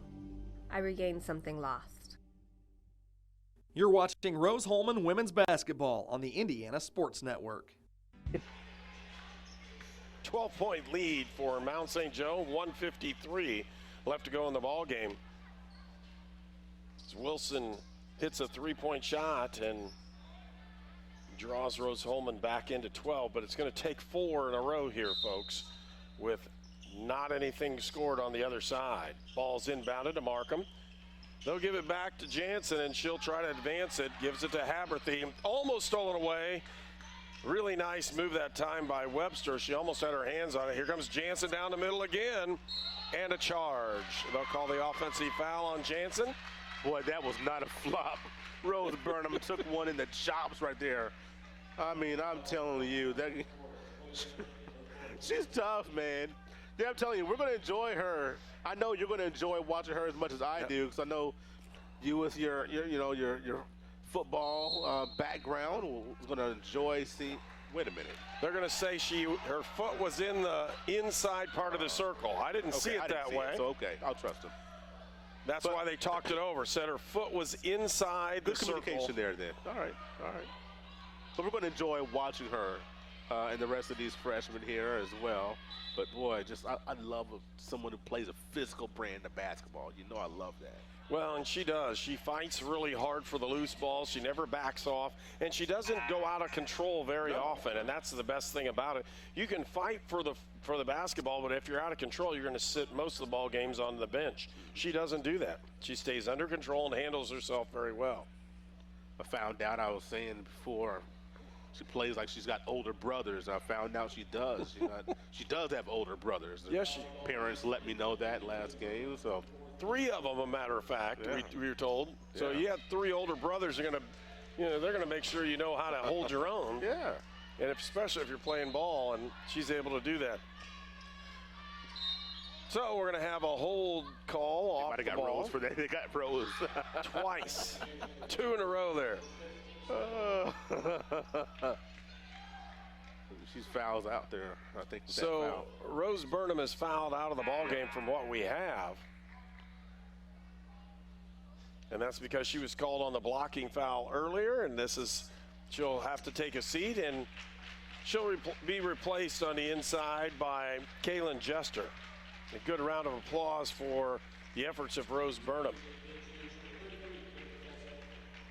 At the line for Mount St. Joe, Maggie Schofield, and she'll put the first one in. We want to thank our sponsors for today's game, A to Z Construction, the Hamilton Center, Lynn's Pharmacy, Refreshment Services of Pepsi, Riddell National Bank, Sonic Drive-Ins, Union Health, and York Automotive, all proud sponsors for Rose-Hulman here on Indiana Sports Network. You know, you look at this game, and the Engineers are going to drop one here. you hate that, but you know, they at least got beat today as opposed to losing the game. There's some games where they lost. Today they came out here and got beat by a team that just flat out played a little better. You can live with that. Woody for 3, can't get it to fall, and a rebound comes out to Fair Harris. And again, Jalea Fair Harris has done a nice job for Mount St. Joe as well. You really can't say enough about Mount St. Joe offensively, as they've done a really good job in an intentional style foul. It's not going to be called that. But that whole hold will force Jalea Fair Harris, the junior from Columbus, Ohio, to the line, and she'll have foul shots. 74-60 is our score. Fair Harris knocks that one down, increases the lead to 15. Men's game will follow ours in approximately 30 minutes after the conclusion of this ball game. We will take a break between the women's and men's games and then come right back on with it. And a rebound comes out to who else but Maddie Haberthy. Yep. And she wants the ball in her hands because if she gets a chance to shoot it, it's going to be gone. Stolen away, Jansen. So a steal and another steal, and there's 30 seconds left to go on the shot clock, and Haberthy will go to the line. They're going to reset this shot clock situation, I think. They're going to foul. So they got the foul, and Maddie Haberthy will go to the line. 28 points on the afternoon. Yeah, I think her previous career, a high for this year was 25, I do believe. And I was going to say she had a chance to get 30, and there goes that. So at least I didn't jinx her before the shot came out. I don't think you can jinx. She's 10 of 15 from the floor. I don't think there's a way to do that. She's just been tremendous this afternoon. Leading scorer in the HCAC. This will pad on to her 17-point average and give her even more. Just extremely impressive here today. For Haberthy, she really has done it all game long. There's not sometimes you are hot early or you're hot late. She's just been even. She had a 14 at halftime, and she got 15 in the second half. She's been all over the place, and she's been the consistent driving force to this Lions offense today. And boy, when you have your leader, you need your leader to step up in a big-time game. This is it, because Mount St. Joe's right now on the outside looking in as far as the standings, the way they stand right this moment, with them being in the 7th spot. So this is a big game for the Lions as well as it was a big game for the Engineers. The Lions just played a little better today, and their outside shooting, their spread court, their multiple ball handlers, their multiple shooters. I mean, this is a tough offensive stop right here. It really is. And an opportunity down at the other end, and ball's thrown away. Barlow will check into the ball game. You know, when I look at this, Herb, and I look at their record at 5-13, it just doesn't match up, does it? I mean, I know really sometimes there are days where you're just on, but the way this team is constructed, the sets they run, that doesn't lead me to believe that this is just an on day. This looks like the makings of a good team. How are they 5-13, 4-7 coming into this? It just makes me scratch my head a little bit. Well, I will say they do where they've done a good job today is they have done their offense against man is really good. Yeah. I'd like to see potentially them play against a zone-oriented defense. I think they may have a little more trouble if you can run a matchup. I don't know, but the way they shoot the ball like that, I don't know. Stolen away, Wilson with the shot up and in. Cut it down to 14 with 8 seconds left to go. And Rose-Hulman is just continuing to play hard. Now she got a chance for 30. There we go.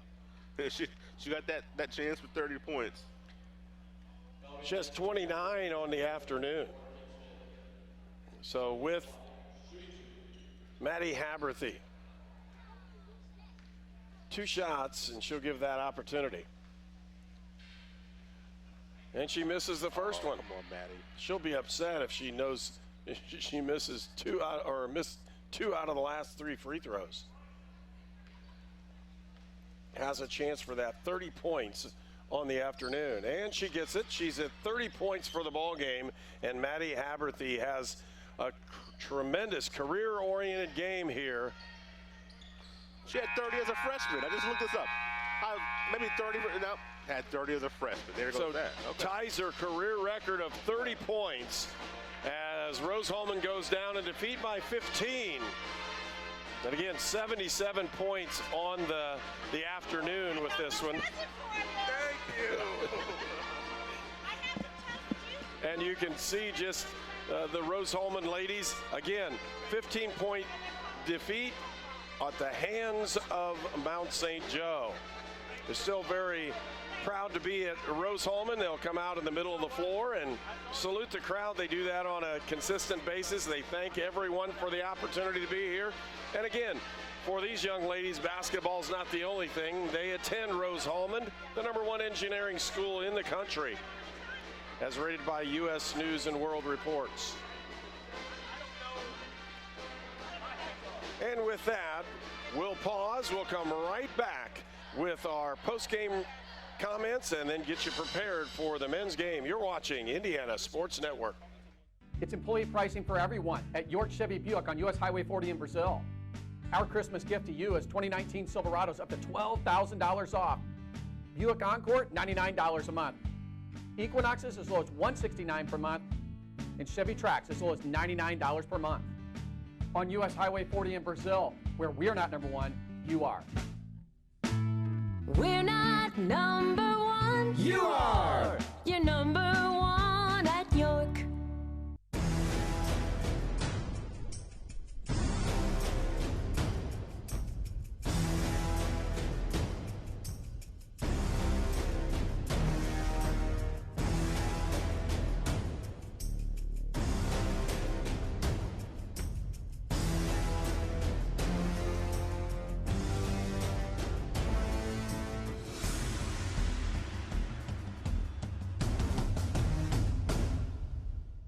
At Lynn's Pharmacy, we're more than just your pharmacist. We're your neighbors. Our kids go to the same schools. We eat at the same restaurants. We sit next to you in church. When I listen to a symptom. When I fill a prescription. When I offer advice, I'm not just helping a customer. I'm helping my neighbor and a friend. My name is Lynn Hofstadter, and I'm the proud owner of Lynn's Pharmacy, a modern pharmacy with old-fashioned values and personal service dedicated to keeping you, your family, and our community healthy since 1872. Here at Lynn's Pharmacy, downtown Brazil. You're watching Rose-Hulman Women's Basketball on the Indiana Sports Network. And welcome back to Rose-Hulman post-game report. And again, Rose-Hulman falls by 15 points to Mount St. Joe, and what was a crucial ball game for both of these teams. It really was, and you look at the standings, and both teams really wanted to make some headway. Mount St. Joe's played so well. I was thoroughly impressed with what I saw here today, and they just came out there and took it right to Rose for 4 quarters. Rose tried to respond, but just a little bit too much for the Lions. Statistically, 53% shooting for Mount St. Joe, 38% for Rose-Hulman. And when you do that, that makes it pretty tough. Rose-Hulman was 6 of 15 from free throw lane, which if you're looking at that, if you're shooting 6 of 15 from the foul line, that leaves almost 10 points that you could have that would really put you back into the ball game. And then it's just shooting. Both of these teams shot a little bit differently. Rose-Hulman's got to improve on theirs. Mount St. Joe, I don't know how much better they can do shooting the ball than 53%. Not much, certainly. And with that, Maddie Haberthy with 30 points on the afternoon. Just a tremendous game. Dalton with 11, Markham with 9. Jansen, who averages about 11 points a game, she had 7. For Rose-Hulman, Nola Wilson with 11, Hannah Woody with 11, Rose Burnham with 12 points, leading Rose-Hulman. 3 players in double figures. It wasn't that Rose-Hulman played that poorly. They were just defeated by a really hot shooting Mount St. Joe team this afternoon. Hannah Woody in senior day, talking about the 11 points, 6 assists, played all 40 minutes. Just yeoman's effort today for Honey. Would have loved to see Hannah get a win on senior day. Not to be, I think, the first time in a while that Rose has lost on senior day. I didn't go back and look, but we still have some more games ahead of us. Still have it in the home game here, and still an outside chance at the postseason tournament. Well, and with that, we're going to take a 10-minute break. We'll come back with the start of the men's game at our pregame show there. So again, Rose-Hulman will play against Mount St. Joe in the men's game in about 10 minutes. For my partner, Walter Gordon, I'm Herb King, and we'll say so long. And again, we'll be back on the air in 10 minutes.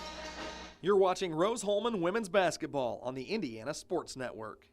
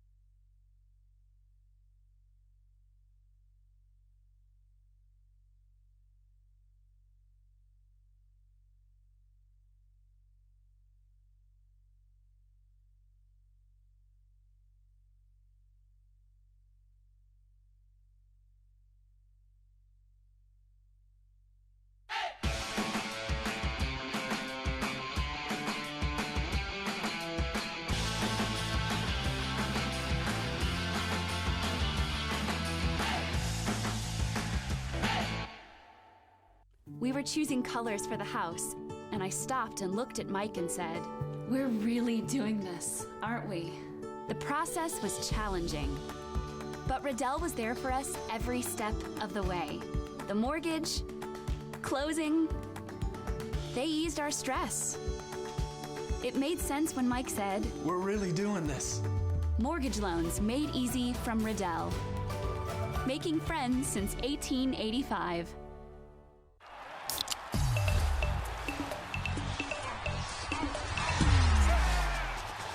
Everybody clap your hands. Cha-cha now, y'all. Turn it out. Oh, yeah.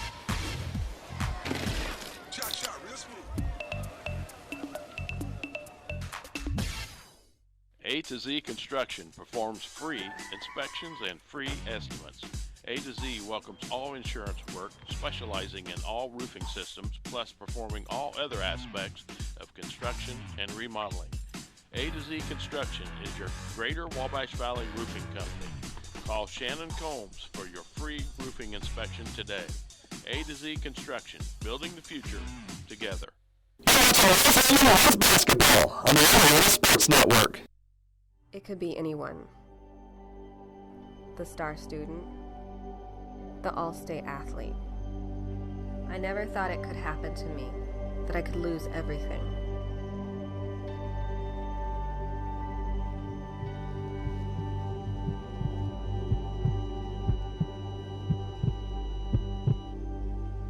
I found help, I found hope, I found recovery. I regained something lost. It's employee pricing for everyone at York Chevy Buick on US Highway 40 in Brazil. Our Christmas gift to you is 2019 Silverados up to $12,000 off. Buick Encore, $99 a month. Equinoxes as low as $169 per month. And Chevy Trax as low as $99 per month. On US Highway 40 in Brazil, where we're not number one, you are. We're not number one. You are. You're number one at York.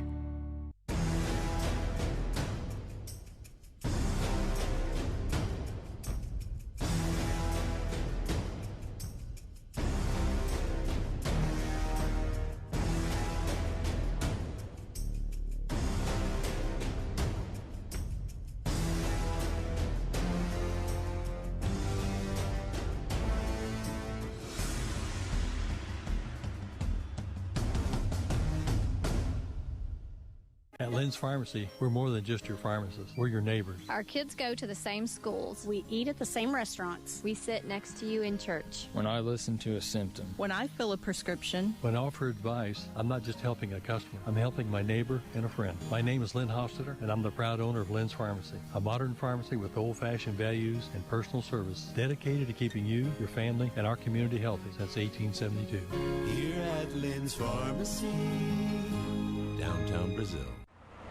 Sonic just introduced tachos. Look at that cheese sauce. Bacon, too, so crispy. And Baja Blend. Love those spicy jalapenos. Tachos. It's like I'm saying nachos, but I'm not. It's not that much like you're saying nachos.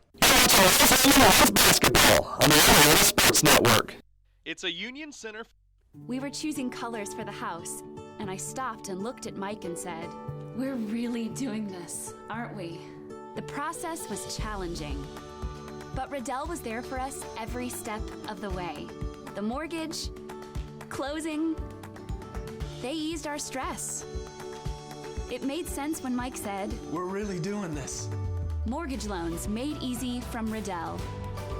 Making friends since 1885.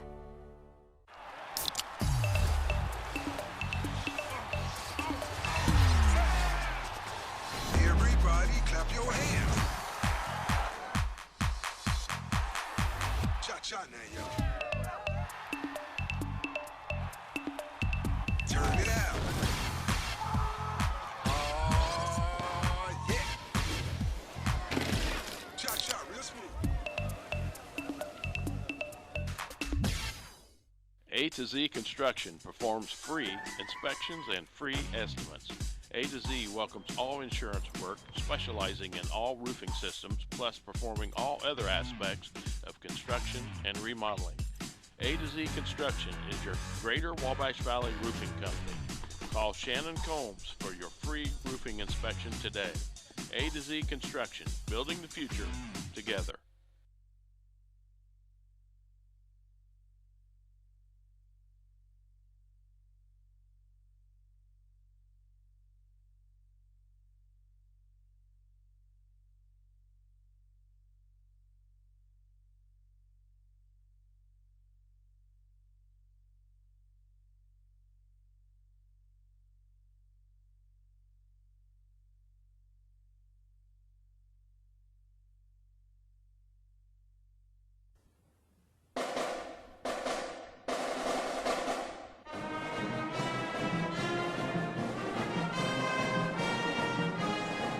Welcome to Rose-Hulman Institute of Technology, the U.S. News and World Report's #1 engineering school in the United States that offers a master's as its highest degree for 20 consecutive years.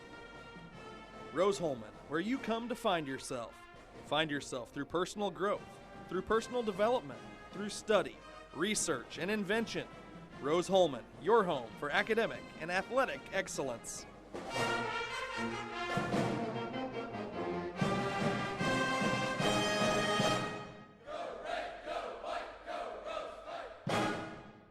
You're watching. And welcome to Rose-Hulman for this afternoon's ball game. It's Rose-Hulman against Mount St. Joe, and what we're going to consider a really solid game by Rose-Hulman. They've won the last two. They had a little bit of a losing streak in the process, but they've righted the ship, and they're ready to take on a pretty decent Mount St. Joe team, especially when we're looking at things like, I don't know, conference standings. Rose-Hulman needs to win the ball game. Mount St. Joe comes in at 2-9, 4-14 overall. Rose-Hulman at 6-5, and they have an even at 9-9 season record. Hello, everyone. I'm Herb King, and Walt Gordon is alongside me. We'll bring you all the exciting action here. HCAC basketball in a huge contest here at Rose-Hulman. It is huge. You mentioned the conference standings, and Rose-Hulman right now just able to creep over 500, and you want to stay over 500 in conference play with a big victory here today. You got to take care of home court advantage, as we talk about all the time, and that's where it starts in this Rose-Hulman team. The schedule is very unkind. When you look at the last 6 games of the season and what they have to do, that's what makes this game even more important when you look at defending home court and getting conference victory number 7 today. Well, when you're looking, you're right towards the end. Franklin, Hanover, Transylvania, and Anderson are all the teams that are ahead of Rose-Hulman in conference standing. Rose-Hulman right now in the 5th spot. But when they play today, they're going to play Mount St. Joe, who right now is last in the conference in conference standing, but they can beat anybody. Yeah. It's just one of those kinds of things. Then they play at Anderson, at Transylvania, again, 2 teams that are ahead of them in the standings. Then they have Franklin at home. Then it's at Defiance, at Earlham, at Hanover. The last ball game is tough. Yep. So when we're looking. I'm sorry. When you look at that schedule, it is tough. I mean, how many wins on paper, quote unquote, should you be able to get versus how many wins do you go out there and snatch away? And Rose's going to have to be tough down the stretch. They're going to have to snatch some wins away against some teams they probably on paper should not be. Right, and it's tough. When you look at Franklin, they lost to them by 2 points just last week. And now you're going to have them coming here. That's one of the advantages in the schedule, but there aren't very many other advantages. No. They're just going to have to play all the way through this one and see if they can reach the conference tournament. And when we look at that, today is senior day. Eli Combs, John Zarnecki, Michael Lake, and David Sahatnazadi are all the seniors, and they'll be announced here very shortly. We're looking for a great ball game. Let's take our first break. You're watching the Sonic pregame show here on Indiana Sports Network. The Car Hop Classic for just $2.99 is the perfect 1-2 punch of flavor and value. Time, that! You need a trainer to help you eat the burger? Hey, Stay out of this. Don't get in my head, man. There's barely room for me in there. Hurry in and try quarter-pound double cheeseburger or crispy tender sandwich plus tots for $2.99. It's employee pricing for everyone at York Chevy Buick on US Highway 40 in Brazil. Our Christmas gift to you is 2019 Silverados up to $12,000 off. Buick Encore, $99 a month. Equinoxes as low as $169 per month. And Chevy Trax as low as $99 per month. On US Highway 40 in Brazil, where we're not number one, you are. We're not number one. You are. You're number one at York. Oh, quarter-pound double cheeseburger. Look at that. Man, that looks juicy. What about this crispy tender sandwich? I know. Oh, man, we both got tots all for $2.99. This is ridiculous. Gotta love the Car Hop Classic. You're watching Rose-Hulman men's basketball on the Indiana Sports Network.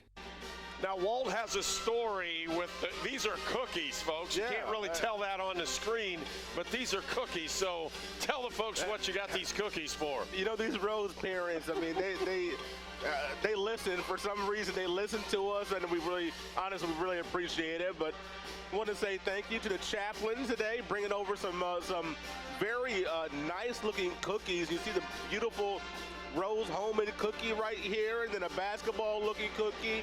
So the chaplain's really trying to outdo themselves. And, you know, Max Chaplin, I saw him before the women's game getting up with some extra shots. So we look for him with his extra shots and with the delivery of cookies. Look for him to have a big game here today.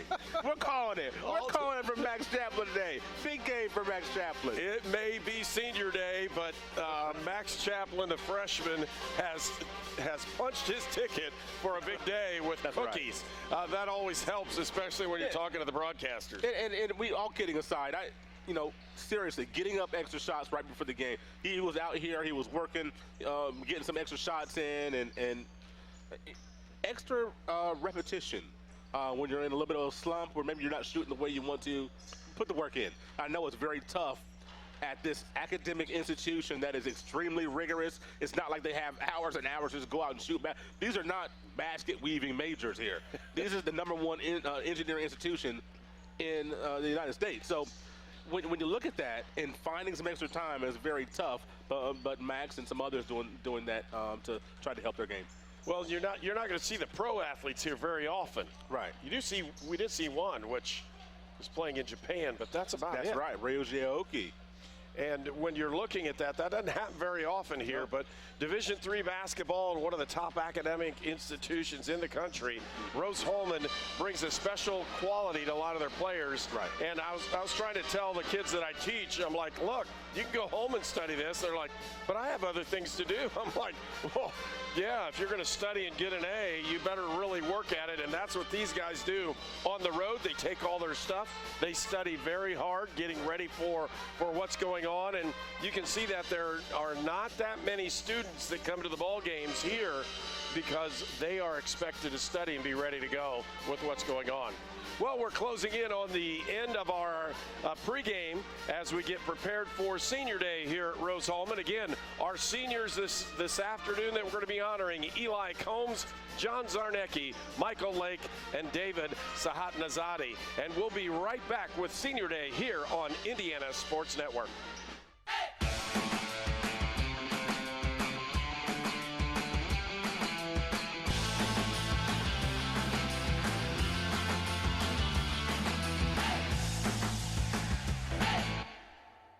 A to Z Construction performs free inspections and free estimates.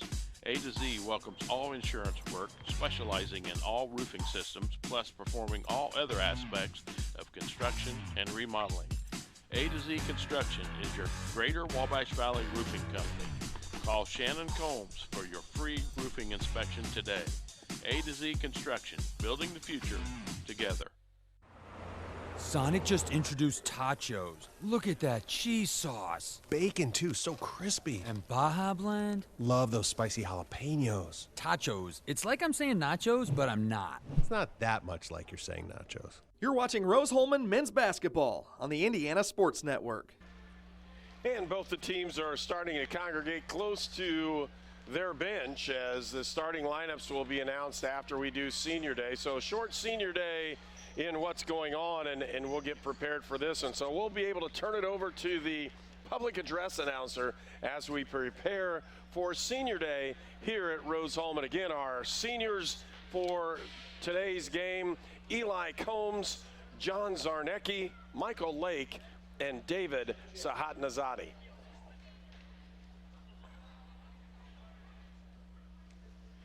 And again, they're getting ready for this one. Our sports information director, it looks like, is going to be doing the honors for senior day.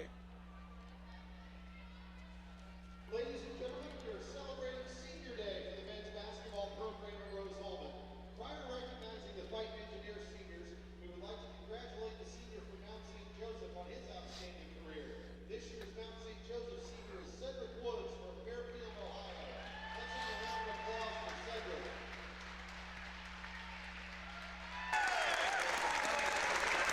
Fans, today Rose-Hulman would like to take a moment to recognize our 4 men's basketball seniors. These 4 outstanding student athletes have helped the Fightin' Engineers win 1 HCAC regular season title and qualify for 3 HCAC tournaments in their careers. Today's first senior is Eli Combs. Eli has scored 448 career points with 234 rebounds and 40 assists in 92 career games as a Fightin' Engineer. He will be graduating at the end of this academic quarter with a bachelor's degree in electrical engineering. The details of his postgraduate job are unclear at this time. The Bloomfield, Indiana native is joined by his parents, John and Gwen Combs, along with his brother Isaac and sister Elizabeth. Let's have a round of applause for Eli Combs.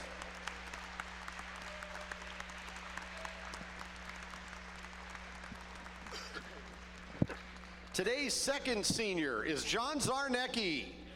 John has scored 931 points with 525 rebounds and 74 assists in 97 career games at Rose-Hulman.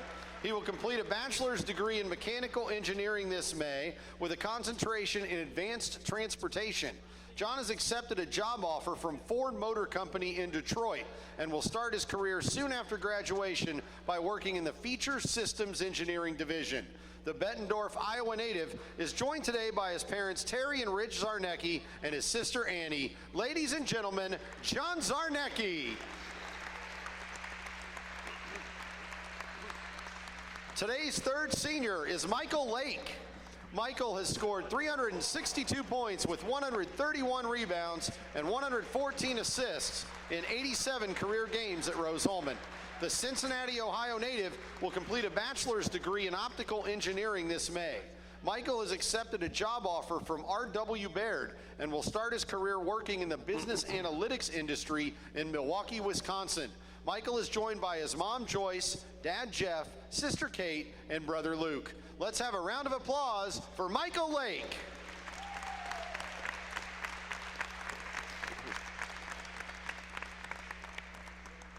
Today's final senior is David Sahanzadi. David has appeared in 16 varsity games at Rose-Hulman with 25 career points. The San Rafael, California native will complete a bachelor's degree in mathematics with a minor in data science this May. He has accepted a job offer from WH Trading in Chicago, Illinois, and will start his postgraduate career conducting stock market data analysis and will train to be a proprietary trader for the firm. David is joined today by his mother, Barbara Harris, and his father, Ali Sahanzadi. Ladies and gentlemen, David Sahanzadi. Fans, let's have one more round of applause for this outstanding senior class for the 2019-20 Rose-Hulman men's basketball team.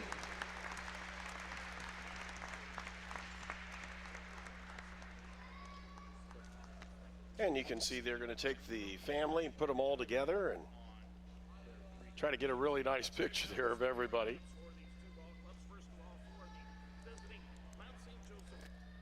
And so for Mount St. Joe, we'll see their starting lineup in just a moment as we prepare for this one.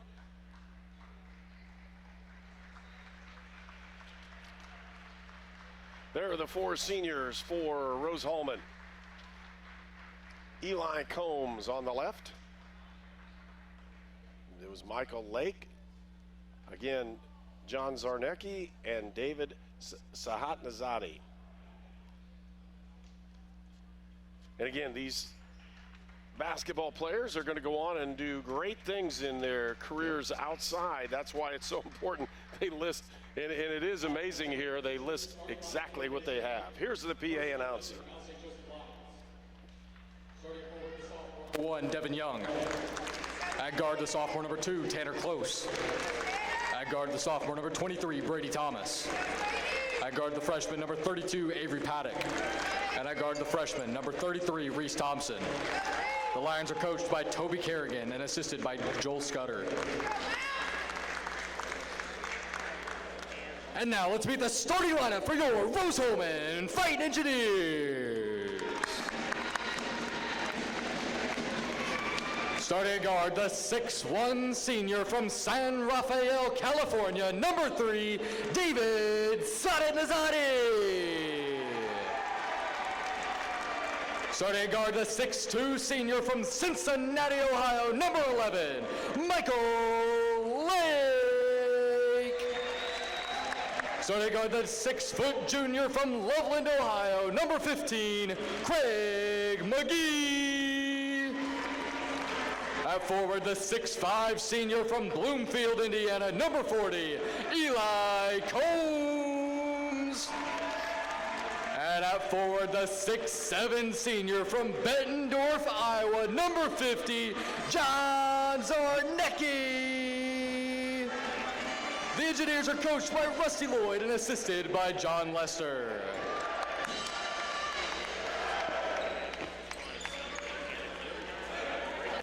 And they had a really good time with those starting lineups. We'll see if Rose-Hulman can have a good time on the floor as well as they take on Mount St. Joe. Comes in with a 4-14 overall record.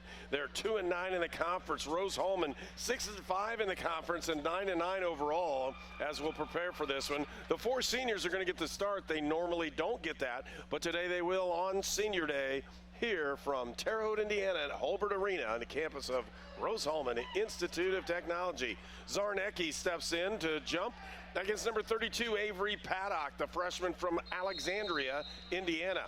Tip is up and controlled by Mount St. Joe. Thomas with the basketball. They're going to rotate and move it all the way around. Kloss gave it up to Young. Man-to-man pressure again by Rose-Hulman. Giving it outside to Paddock. He'll drive and he'll get charged with a charging violation. Rose-Hulman ends up with a basketball off of a good defensive play.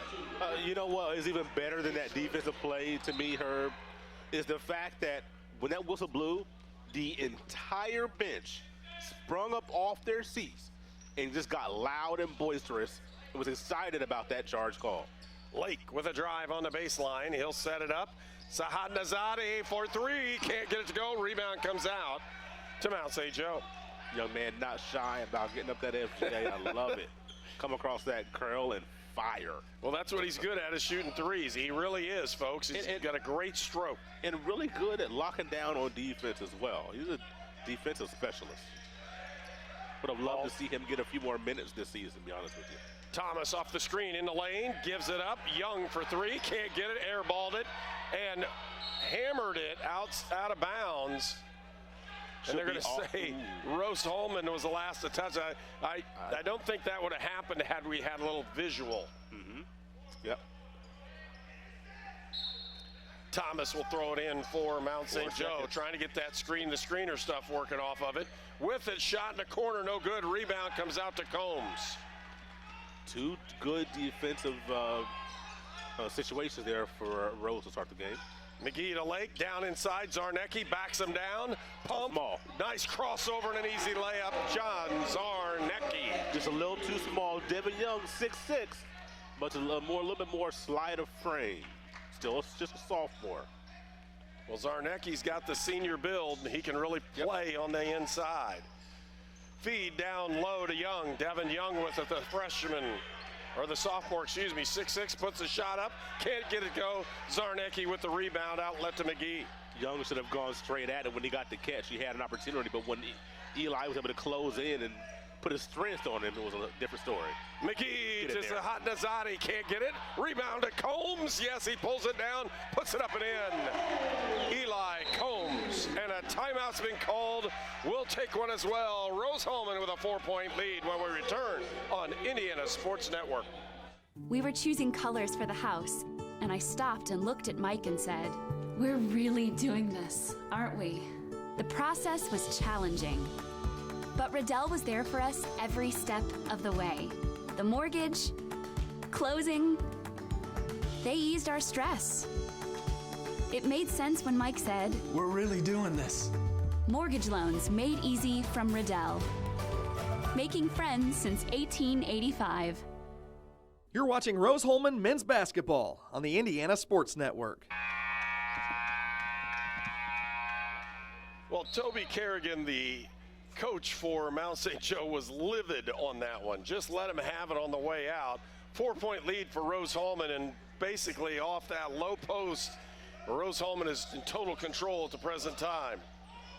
Substitutions came in. Reese Thompson with it, the freshman from Franklin. They'll go with a 3-point shot off the edge, can't get it. Rebound to McGee, and McGee will set the offense for Rose-Hulman. Craig McGee with the drive.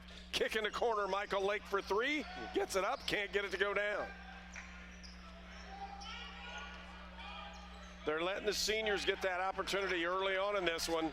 4-0, Rose-Hulman with the lead. Kick outside and a drive to the lane. Has it blocked, but a contact was made before that block attempt. The foul will go against John Zarnecki. Young had about 3 engineers jumping like popcorn.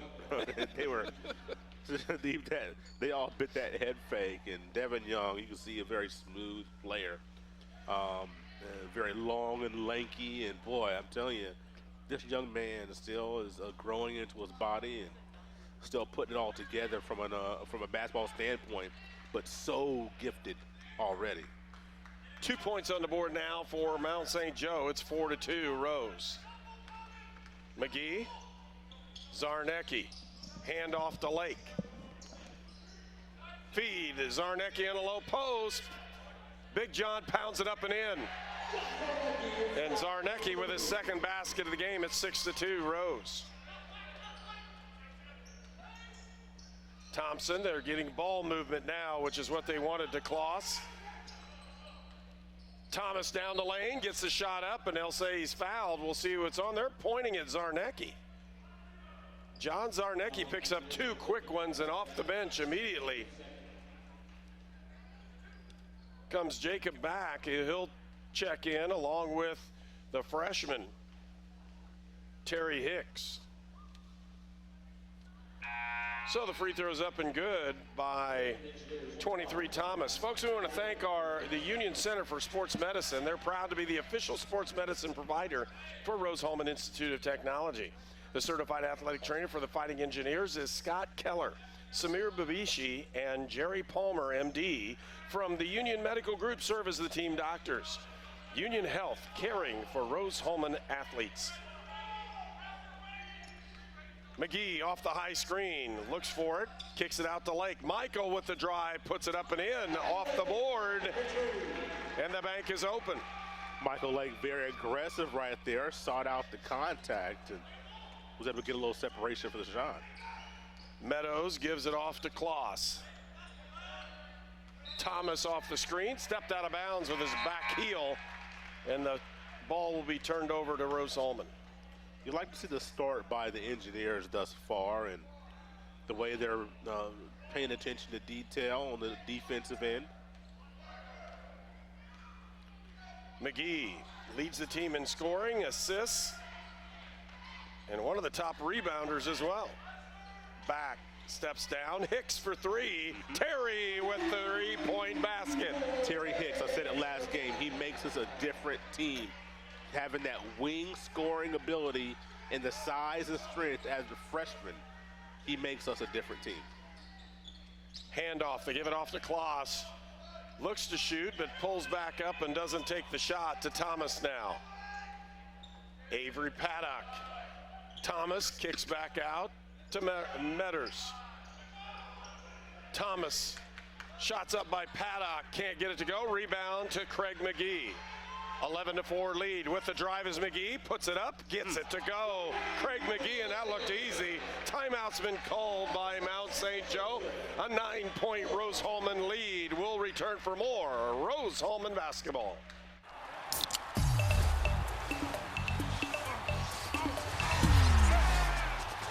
Everybody clap your hands.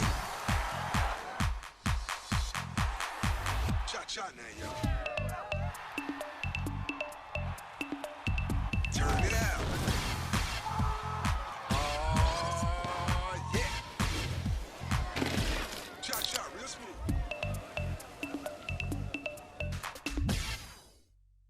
It could be anyone. The star student, the all-state athlete. I never thought it could happen to me, that I could lose everything.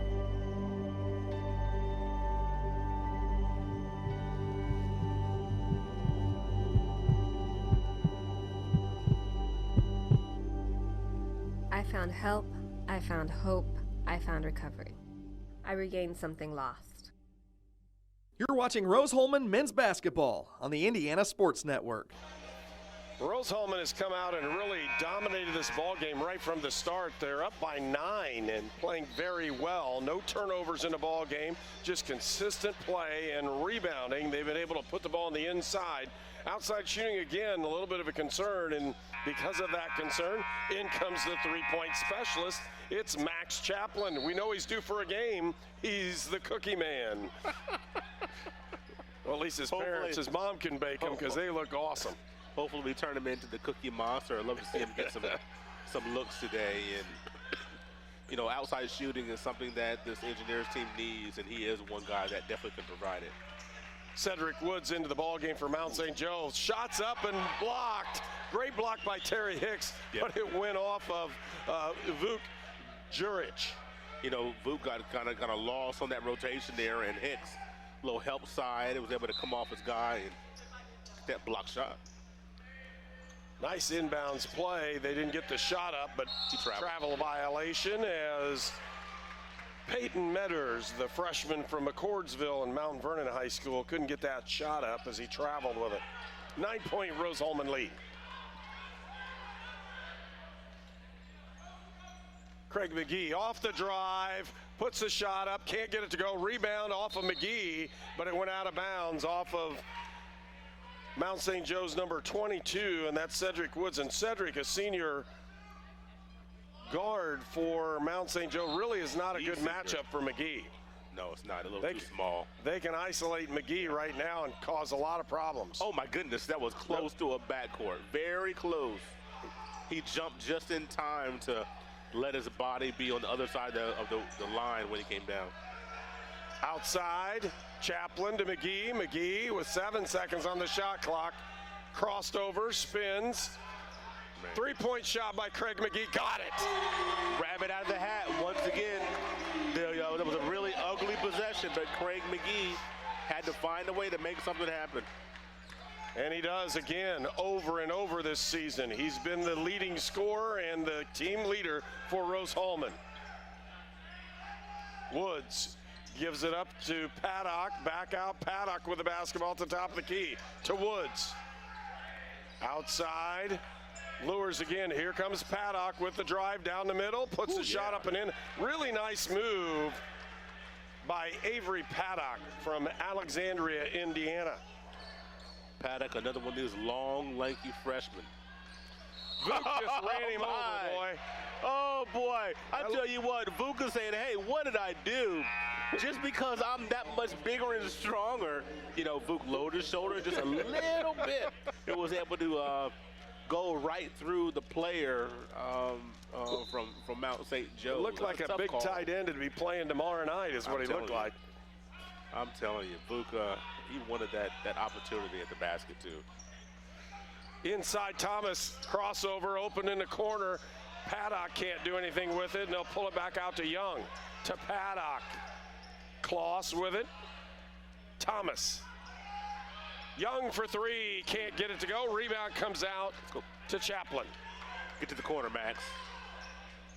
McGee, crossover, had two screens, works off of it again. Pulls out, has a man open in a post, just barely missed him. Off the screens, little slip. Now deep inside the back, now to Vuk. Vuk Juric for two. Young man's got a soft touch. He can just score the basketball. He knows how to play. 12-point lead for Rose-Hulman. It's 18-6. Thomas working off the screen. He'll pull it back outside to Young. Stuck in the corner, picked off McGee. 1-on-2. Who's running He'll with think him? about it. Pulls it out, open is Chaplin. He'll drive, kick out. McGee open for three. He gets another one. Craig McGee. It's 21-6, Rose-Hulman. McGee with 2 threes and a layup. Craig McGee right now sitting on 999 points at his career. Next point will put him at 1,000. Juric with the rebound. Here it comes right here. He's putting this up, Herb. McGee with the drive. McGee with the shot, got it blocked partially, and he's on the way. Thomas behind his back, puts it in and has it rejected. Nope. Back with the block. Chaplin, one, puts it up, got it. Sir. And they're going to call it in. Oh. They say the charge happened, and I'd like to see if the feet were inside that circle. You remember the conversation in the last game that reversed the call? I'd love to see a conversation here because I don't think his feet were outside of that circle. Great drive by Chaplin. I like the aggressive move. Didn't really have numbers, but went at it anyway. Lake into the ball game. Craig taking a seat. Along with number 23, Samvit Ram, the sophomore guard from Buffalo Grove, Illinois. Boy, he's had a few good games in a row that he's just given a really good spark off the bench. And it hasn't just been on offense either. No. He's played great defense, Yes, long arms, athletic. He can do it all. Didn't have the start of the season that we really wanted from him, but he's really come on as of late. With the weave, Thompson put it back outside. It's Kloss, puts a shot up, runner, got it to go. Hey, if he makes the left hand leaner like that, tip your cap, because that was 28 seconds of really good defense. Tanner Kloss, three-point shot, Samvit Ram. And a timeout's been called. It's 24-8. Rose-Hulman is playing lights out here in the first half. We'll return for more on Indiana Sports Network.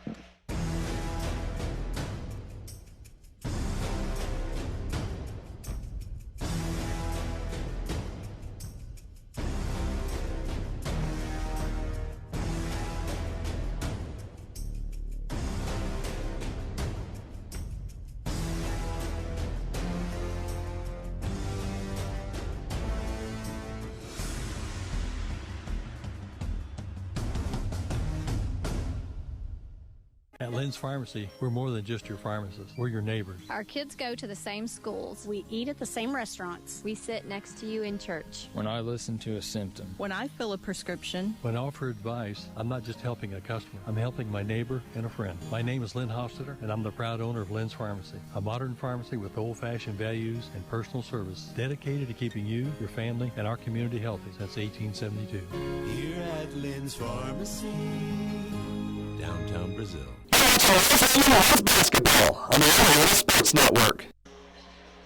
And welcome back to Rose-Hulman. Rose-Hulman on a over 100-point clip right now. Yeah. I mean, if you tattle over, right. I mean, I can even look at it. We haven't hit a quarter of the game. We got 24 points, and there's plenty of time left. They could easily go over that, and they're just on fire. Doesn't really matter what they're doing shooting-wise, just tremendous right now. If you're looking field goal percentage, 67% for Rose-Hulman right now. Those timeouts are taken not because necessarily Mount St. Joe's playing horribly, although it's not been good on offense. It's because Rose-Hulman has just scored and scored. Another missed shot, and Rose-Hulman with the basketball. And Rose defensively just stifling right now.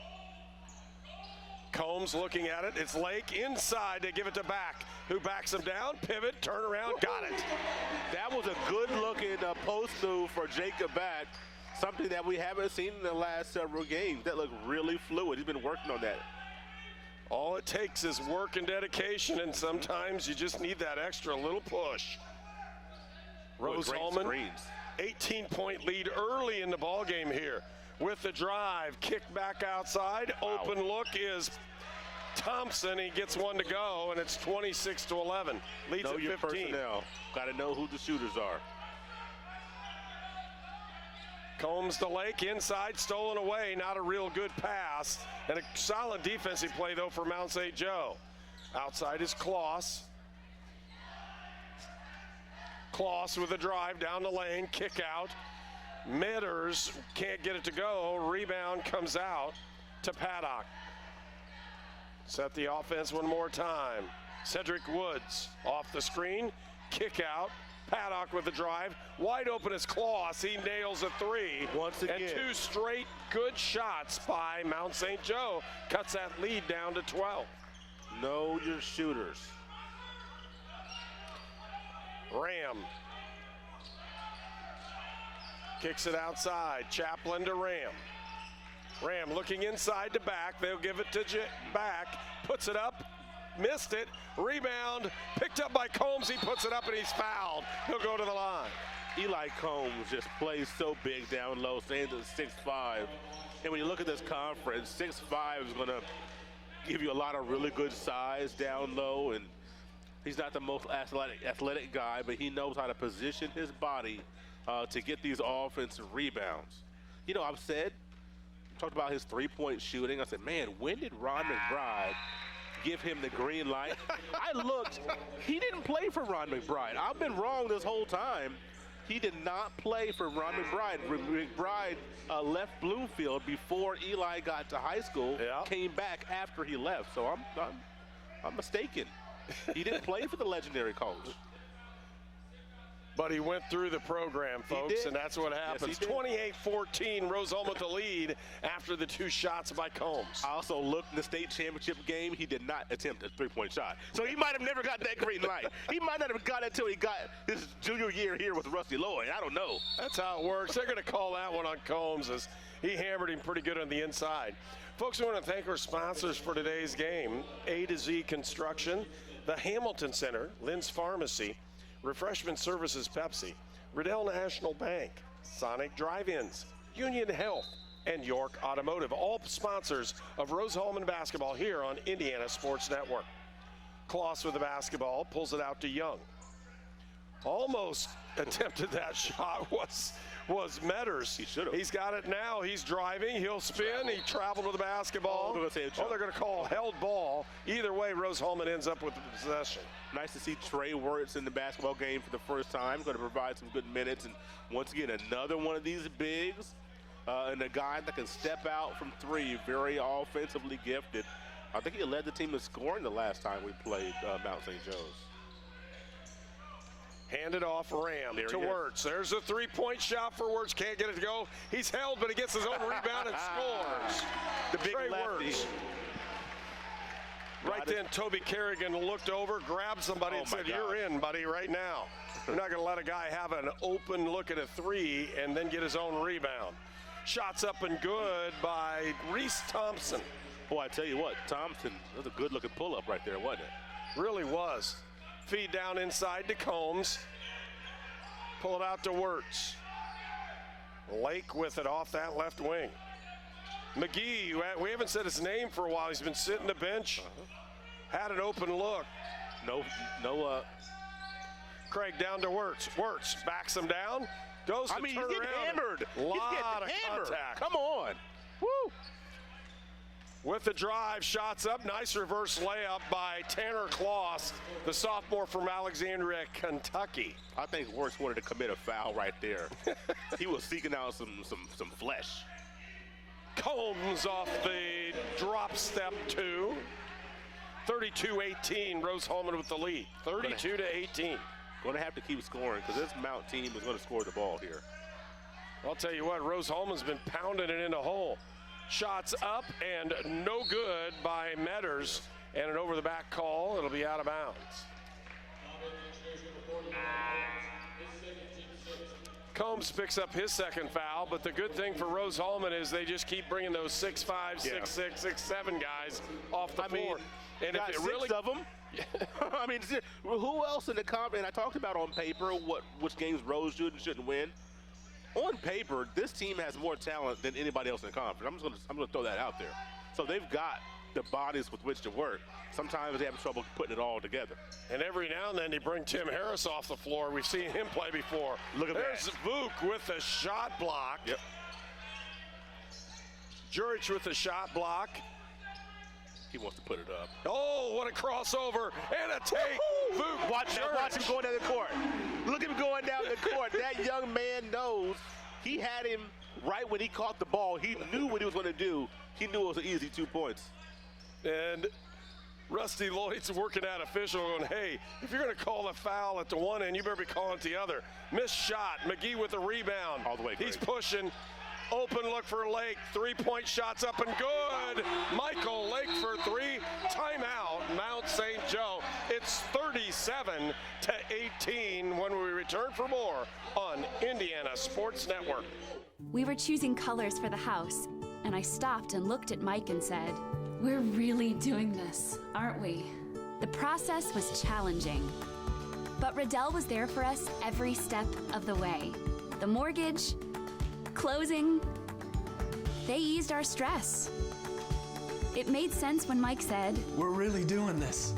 Mortgage loans made easy from Riddell. Making friends since 1885.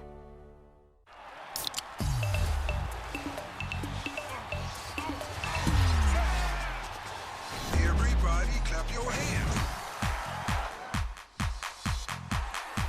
Cha-cha now, y'all. Turn it out. Oh, yeah. Cha-cha, real smooth. You're watching Rose-Hulman men's basketball on the Indiana Sports Network.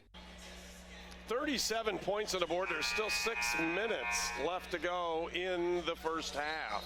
And for Rose-Hulman, that explosion has happened. They're extremely excited right now, playing on an emotional high for senior day, pushing the ball up the floor, making solid passes.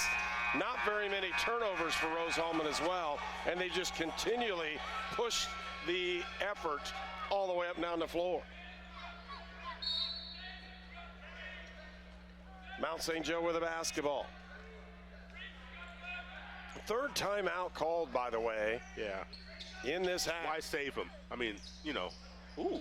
Nice move on the inside. Cedric Woods, a senior from Fairfield, Ohio, and Fairfield High School, puts his first 2 points on the board. Sahat Nazadi outside the back. Now it's Lake. Looking. And they're going to call a hold on the dive that David Sahat Nazadi was taken towards the basket. Lewis impeded the progress there and it called for the foul. 17-point lead for Rose-Hulman. Looking to push. Sahat Nazadi, he could be open inside. Nobody's on Vuk, and he missed the shot.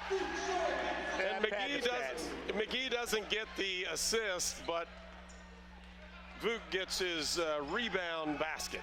I think McGee's going to let him know about that tomorrow in film session. Like, hey, man, you owe me the assist. Rose-Hulman trailing all the screens, by the way. Stolen away. McGee with the steal. 3-on-2 break. McGee with the drive. Picks it up to David. Can't get it to shot up. Lake with it. He's going to have to pull it back, and he does. Craig McGee is dropping dimes right now. Pull it out. Nice pass. Sahat Nazadi for three. Can't get it to go. Man, these engineers feeling good right now, aren't they? They are. Everybody is. Woods for three. He'll put it up and in. Mm-hmm. And the senior says, hey, I can put it back at you. That's right. Lead is just 16. So it's not, this thing is far from over. Back, the top of the key, Saad Nazadi puts it in. Vuk, Juric, outside Saad Nazadi, can't get it to go. And 2 errant threes. It's 39-23. With the drive, kick back outside. He may lose this when he does. No, over the back.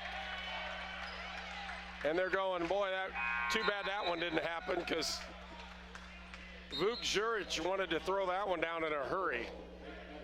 That would have been the most interesting play. No, he would have tried to. No, he wouldn't have. Trust me, no, he would not have. Jacob Back will take the ball out of bounds for Rose-Hulman. Now Jacob Back would have been a different story. They're trying to bring the rim down. McGee starts the offense to Lake. Michael with it, looking inside. McGee. Sahad is either trying to get him a bucket. They can't get him. He's had about 5 opportunities. He hasn't been able to put one down. How did that come out? 39-23. 3-point look for Young. Got it. Timeout, Rose-Hulman. We'll take one as well. The lead's cut to 13 when we return for more on Indiana Sports Network. It could be anyone. The star student. The all-state athlete. I never thought it could happen to me, that I could lose everything.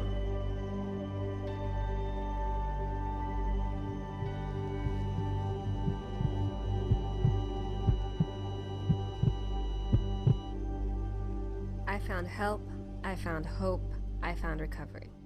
I regained something lost.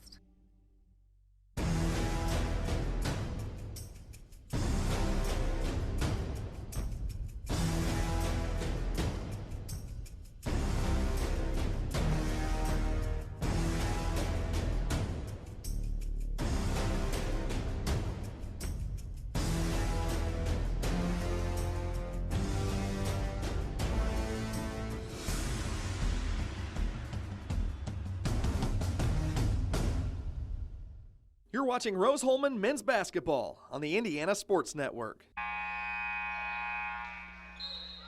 Rose-Hulman with the basketball. They called that timeout. The lead's been as high as 19. McGee to Back at the top of the key. Out to McGee. Lake with it. Saad Nazadi into Harris, who's into the ball game. Tim, turnaround, bank shot, yes, got sir. it. Tim Harris. 6'9".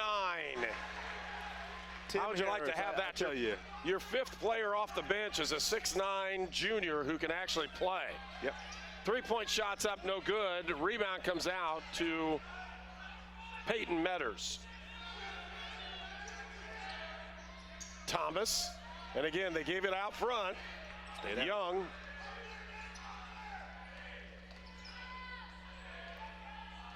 Trying to get that shot. Harris challenges, can't get it to go. Rebound comes out, and a nice board by Thompson. With the drive is Thomas, looking to get rid of it. Paddock. Paddock's open with the drive. Finger roll, can't get it. Rebound to McGee. Go, Tim. Go, Tim. McGee crossover, goes in, layup. Whoa, what a pretty play. 1,000 points for Craig McGee in his illustrious career as just a junior here at Rose-Hulman. Thomas pullback, 2-pointer, can't get it. Harris with the rebound. McGee pushing it up. Again, kicked back, just didn't get it, and he's upset. You could see him duck and clap. He wanted that one pretty badly and couldn't get it in. Yeah, it's just one of those where it's just a little bit too much mustard on it. And, you know, the turnover numbers for Greg this year, you talk about the good, you talk about the bad as well. His turnover numbers have been way too high this season. It's one thing he's got to work on here down the stretch for this Rose-Hulman team to have a chance at making something happen in postseason. Young handed it off to Paddock. Paddock again with the basketball. Turned around, Young to Thomas. Thomas pull up, can't get it. Rebound come out to Chaplin. That was a tough shot with Terry Hicks right in his jersey. Max Chaplin. Here comes McGee. Chaplin back. Cross court, open is Hicks for 3.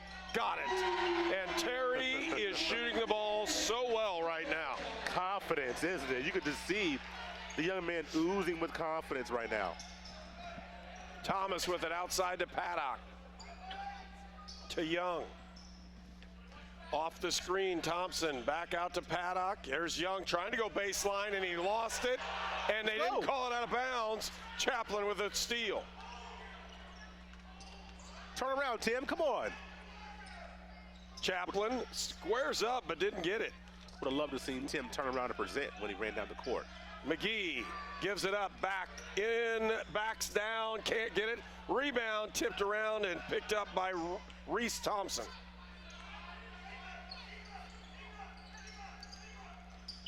Good 100 job, minutes take it back. stolen. Look Here out. comes back. Man. Oh, boy. He wanted that one. Oh, boy. Back wanted to throw that one down so badly he couldn't stand it. I'm going to tell you what, that was Brady Thomas. That's one of the best fouls of his career because that would have brought the house down, wouldn't it? Jacob back, the things that he does when he blocks shots, when he gets on the floor for a rebound, the team feeds off his energy. When he throws one down, it does so much for this team.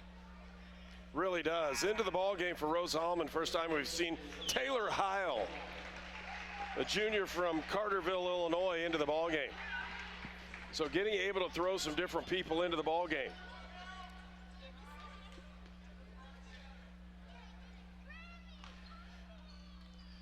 And he got that one in and used the whole rim, the backboard, and everything else. It's 47-26, 21-point lead, and we're under 30 seconds left to go here in the first half.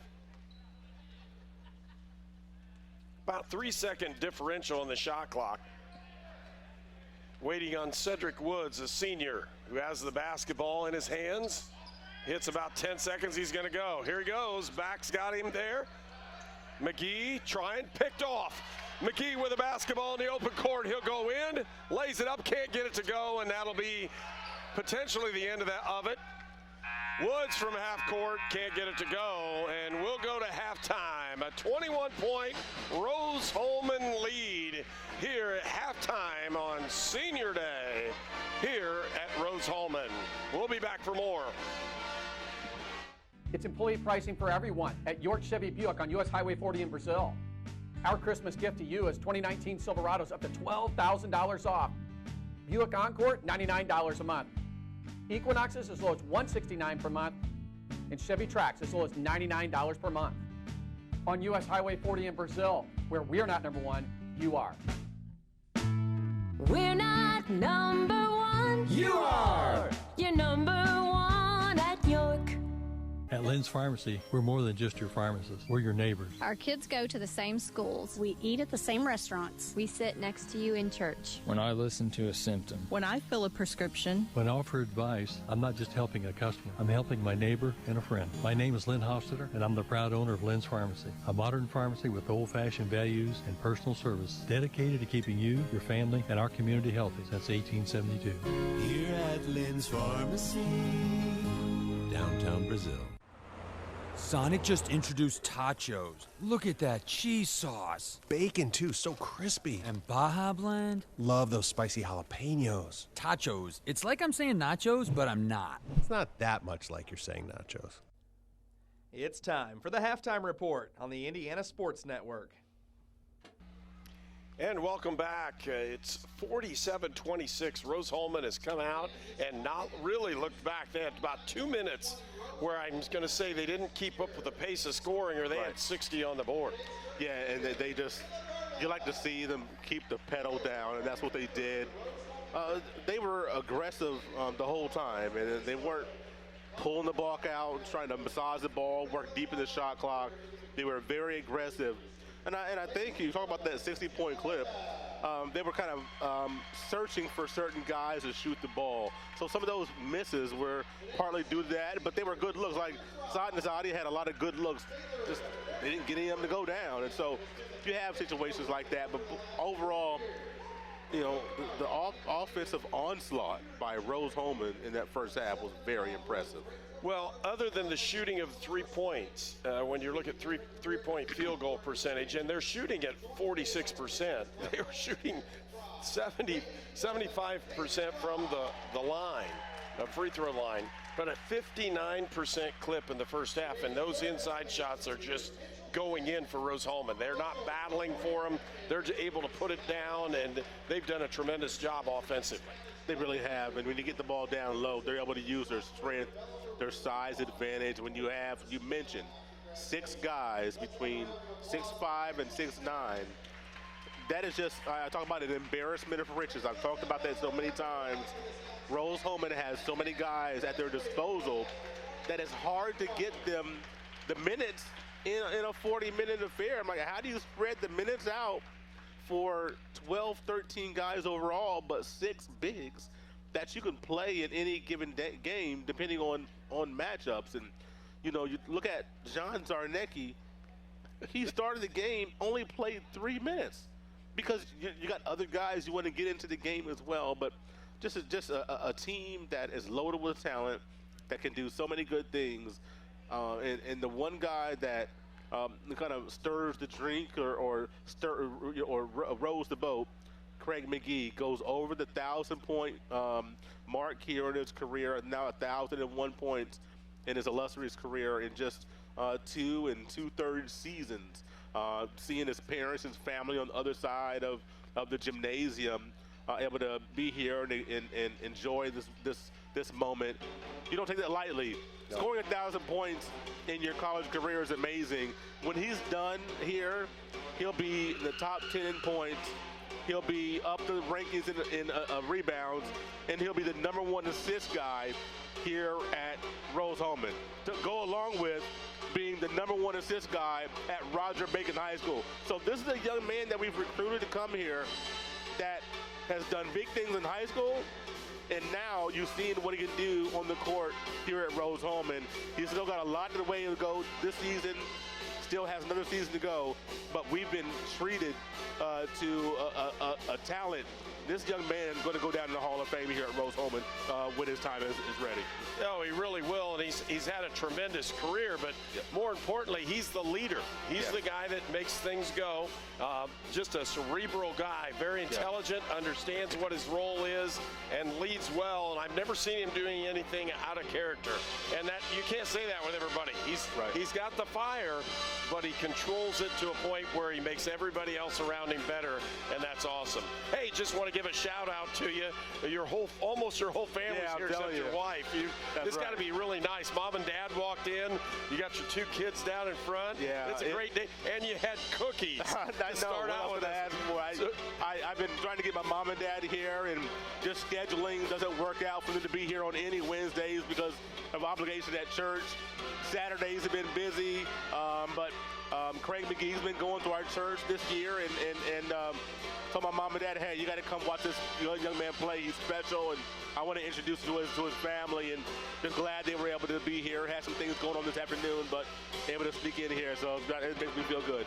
It really should, and I'm just keep looking at the cookies all day long, man. We got those going. It's halftime here at Rose-Hulman, and it's 47-26. The Fighting Engineers with the lead over the Lions. We'll be back for more here on Indiana Sports Network. A to Z Construction performs free inspections and free estimates. A to Z welcomes all insurance work, specializing in all roofing systems, plus performing all other aspects of construction and remodeling. A to Z Construction is your Greater Wabash Valley roofing company. Call Shannon Combs for your free roofing inspection today. A to Z Construction, building the future together. We were choosing colors for the house, and I stopped and looked at Mike and said, "We're really doing this, aren't we?" The process was challenging, but Riddell was there for us every step of the way.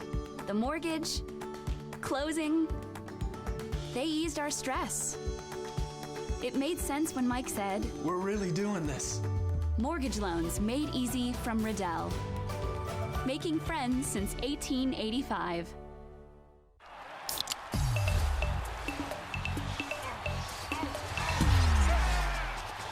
Everybody clap your hands. Cha-cha now, y'all.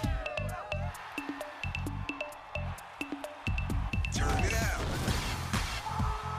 Oh, yeah. Cha-cha, real smooth.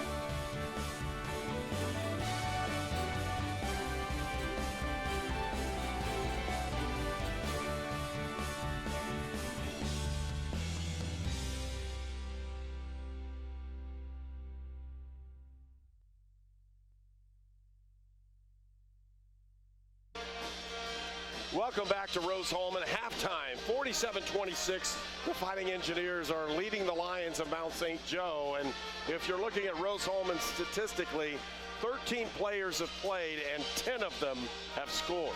Yeah, when you look at having this many guys that can put the ball in the basket, and, boy, I'm telling you, it's a luxury that Rusty Lloyd has. You know, sometimes you have a senior day, and you want all your seniors to be able to play. You want them to be able to score. And it's kind of like one of those teams. Oh, give it to Lucas type of thing. But these guys can actually play. That's the thing about our seniors is the only one that doesn't get normal minutes is Saad Nzadi, and he's been hurt half the season, which kind of hurt his chances. And some guys took some minutes from him that I think would have been there if he'd been healthy the whole year. So, and he can really help this ball club. This is not a charity case giving him minutes. Yes, a senior day, he's going to get the start. But this is a guy that is deserving of and could earn minutes down the stretch if he continues to stay healthy, because he's great on the ball defensively, very smart player, been in the program for 4 years, and he can shoot the ball as well. Sometimes when you want to score so badly, it just doesn't happen. Hopefully he lets the ball, the thing come to him and it just happens for him in the second half. If he doesn't score, he doesn't score. But I personally love to see him on the court because this young man is very talented and he's stuck with the program. Zarnecki picked up 2 fouls, and if you're looking at it, Eli Combs with 2 fouls. Other than that, nobody's in foul trouble, right? As they didn't commit very many personal fouls. For Mount St. Joe, they have 1 player with 2 personal fouls, and that's Paddock, but they're going to have to play him because he's one of those guys that can possibly score for him. For Rose-Hulman, their presence on the inside has been dominant, but more importantly, Craig McGee, really 10 quiet points. Yes, very quiet. They had 2 threes and a couple of baskets, and he's 4 or 7 from the floor and 2 of 2 from 3-point range. Just the normal, just ho-hum for him, but you can see him still having that possibility for a triple-double. That's right. I was looking at that. Yeah, he 4 rebounds, 3 assists here at halftime, and he usually increases those as the ball game goes on, especially down the stretch. The thing that I love, for his stat line right now, is the number 1. That is the number of turnovers that he has. That, and I talked about it in the first half. I'm sure I'll talk about it maybe in the second half or in future broadcasts. For this team to reach its peak, he's got to limit turnover. Sometimes it's turning the ball over because he's pressing, trying to make a play. You can kind of live with those because he does so much for us. The turnovers that we have to eliminate are the short passes, the soft passes that get tipped off, errant passes, that lack of communication. Those are the turnovers. We have to scrap those turnovers. That would cut his turnovers in half, take him from 5 a game to 2 or 3 a game. That's livable. We can deal with that because he's going to get assists and score a rebound also. But some of the silly turnovers, quite frankly, they've been there this year. We've heaped a lot of praise on him, and rightly so. But for this team to reach where we want to reach, get to that HCAC championship game possibly, maybe even win that thing, got to limit those turnovers. Well, and Rose-Hulman this afternoon, halftime, they have 5 team turnovers, and turnovers for Mount St. Joe are at 10.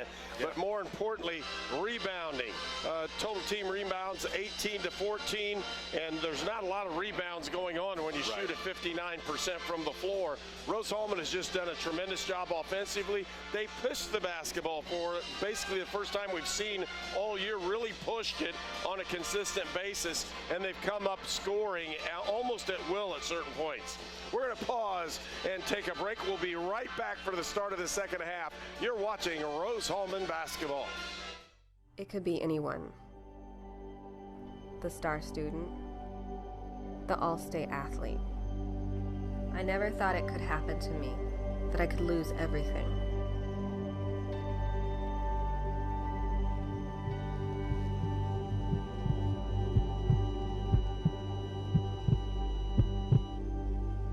I found help, I found hope, I found recovery.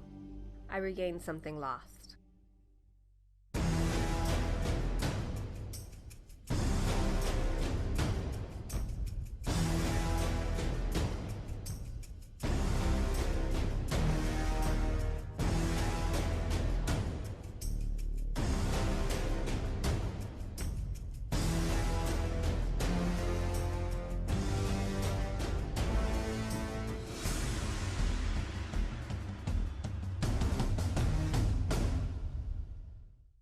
It's employee pricing for everyone at York Chevy Buick on US Highway 40 in Brazil. Our Christmas gift to you is 2019 Silverados up to $12,000 off. Buick Encore, $99 a month. Equinoxes as low as $169 per month. And Chevy Trax as low as $99 per month.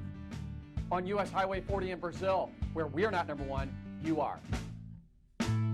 We're not number one. You are. You're number one at York. Oh, quarter-pound double cheeseburger. Look at that. Man, that looks juicy. What about this crispy tender sandwich? I know. Oh, man, we both got tots. All for $2.99. This is ridiculous. Mm-hmm. Gotta love the Car Hop Classic.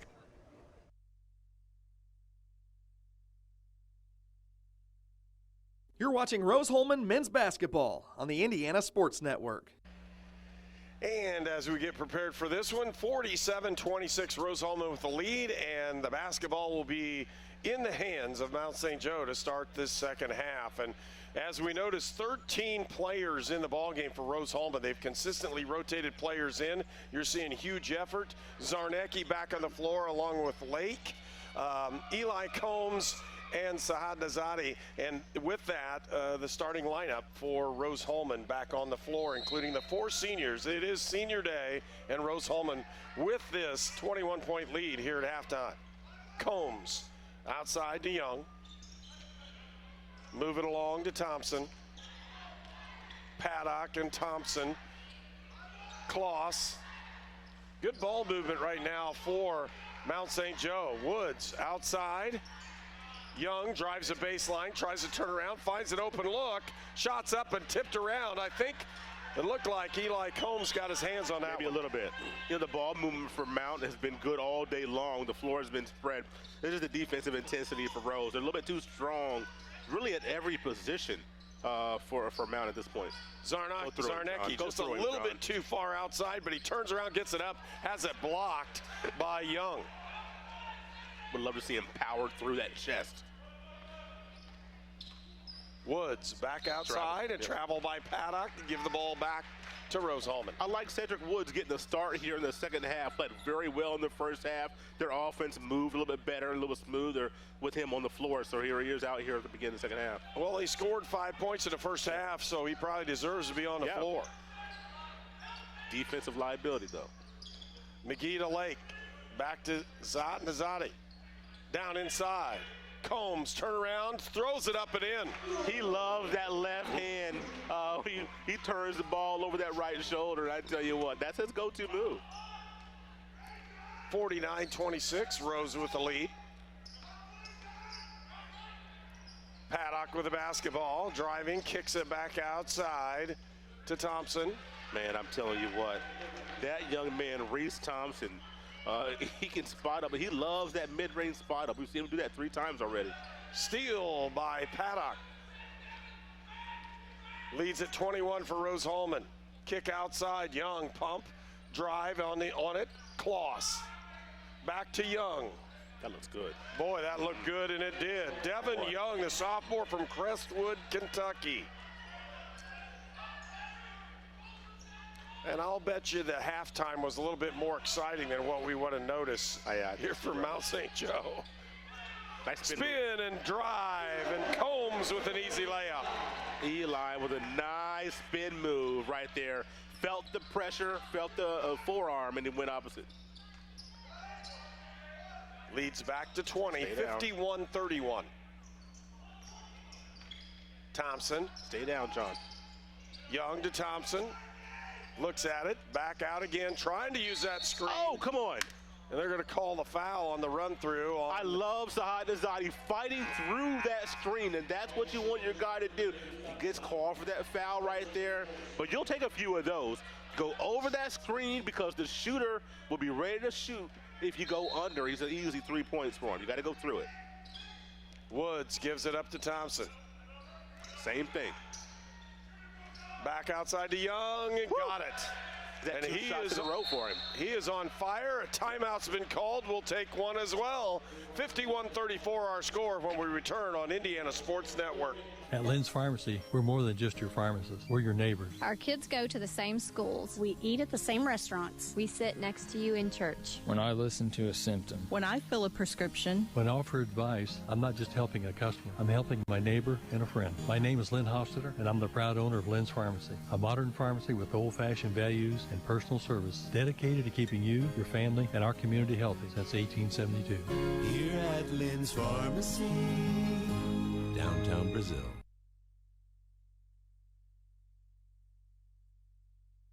You're watching Rose-Hulman men's basketball on the Indiana Sports Network. And you can see the replay of that great spin move on the inside by Eli Combs as he laid the last one in. 51-34 our score. Rose-Hulman with the lead in the basketball. Zarnecki looking inside to Lake. Nice feed. Can't get it to go. Rebound tipped out. It'll go to Mount St. Joe. Combs the last one to touch it. It's a nice play off the out-of-bounds situation there. It's just unfortunate that Lake is going a little bit too hard in that left hand. It's so hard to be going 20 miles an hour and then all of a sudden you put touch with your left hand to get that runner to go. Woods to Young. It gives it up to Metters. Back outside to Thompson. He won't shoot it. Young with the drive. Kick out. Open look for Metters. Can't get it to go. Rebound Zarnecki. Great block out by Lake. McGee's going to need to take charge of this one again. He always does. Crossover move. Craig with the kick out. Zahat Nazadi for three. Can't get it. Rebound tipped out of bounds. It'll stay Rose-Hulman basketball. Zahat Nazadi is just like, Lord, what do I got to do to get one here? He wants it so badly. He's getting some really good looks. Just unfortunate for him, just not going down right now. That's just the way it goes. McGee with the opportunity to throw it in. Looking inside, they're going to give it to the backcourt, and Lake will take the basketball. Feed inside to back. Saad Nazadi again for three. This one he got, and the student body loves it. That's what they've been waiting on. The whole game, they love David. Great guy. You can tell he's not only a fan favorite, but the team did it too, because they wanted to do that one. Slipped all the way through. Combs missed the block, and an easy layup for Peyton Metters. Lake to back. McGee. Michael Lake looking inside. It's Combs. Combs. There's his nice little jump hook, and nobody around him. He just lays it in. The double didn't come. He was waiting to see what the defense was going to do. The double didn't come. He went at him. Young for three. Got it again. No hesitation, Herb. No hesitation this time. That's three big threes for him this half. Still 20-point lead, but not real pleased. Young has been open and open and open. That one he was challenged on. He still knocked it down. Sahat Nazadi. Back. David, pump fake, pull up from 10, got that one. Off the jab step, and then the two dribble pull up from the right elbow. 5 in a row for Zahat Nazadi. He went from being ice cold to now he thinks he's going to have the green light every time he touches it. McGee, potential rebound, couldn't get it. Thompson with the board. Woods for three. He'll miss that one. Had an open look. I thought he was going to knock that one down easily. Me too. Rebound comes out to Peyton Metters. Back outside, shots up, no good. This one McGee got, and he's going to be on push. Guarded by Woods. It's a mismatch. Step out. Combs for three. Can't get it. Rebound comes out to Mount St. Joe. Thompson to Kloss. Young with it. He'll drive and get fouled on the drive. Good foul. That's a good foul right there, because that young man, Devin Young, is hot. He's got 14 points. Majority of them coming here in the second half. That was a good foul. Saad Nazadi will take a seat. Into the ball game comes Vuk Juric along with Terry Hicks.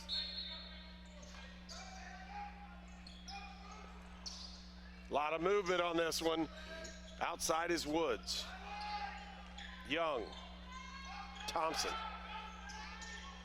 The hot hand is that guy right there. Young takes another. Oh! And he Get a hand up. He is scorching hot. Devin Young.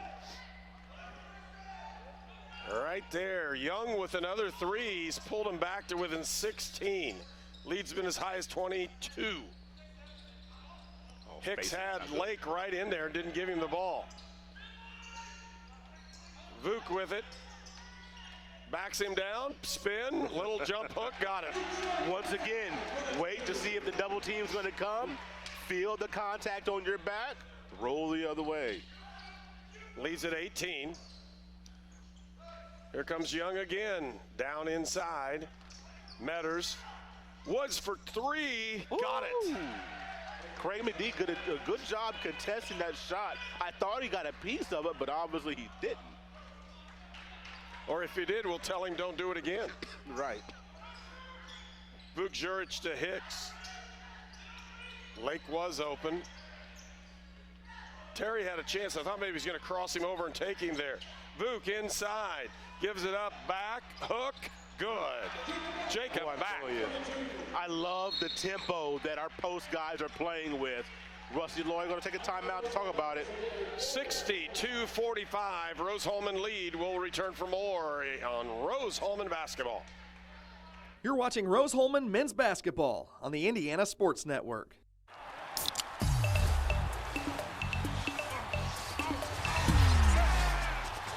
Everybody clap your hands.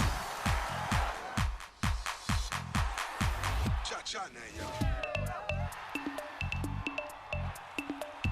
Turn it out. Oh, yeah. Cha-cha, real smooth. You're watching Rose-Hulman men's basketball on the Indiana Sports Network.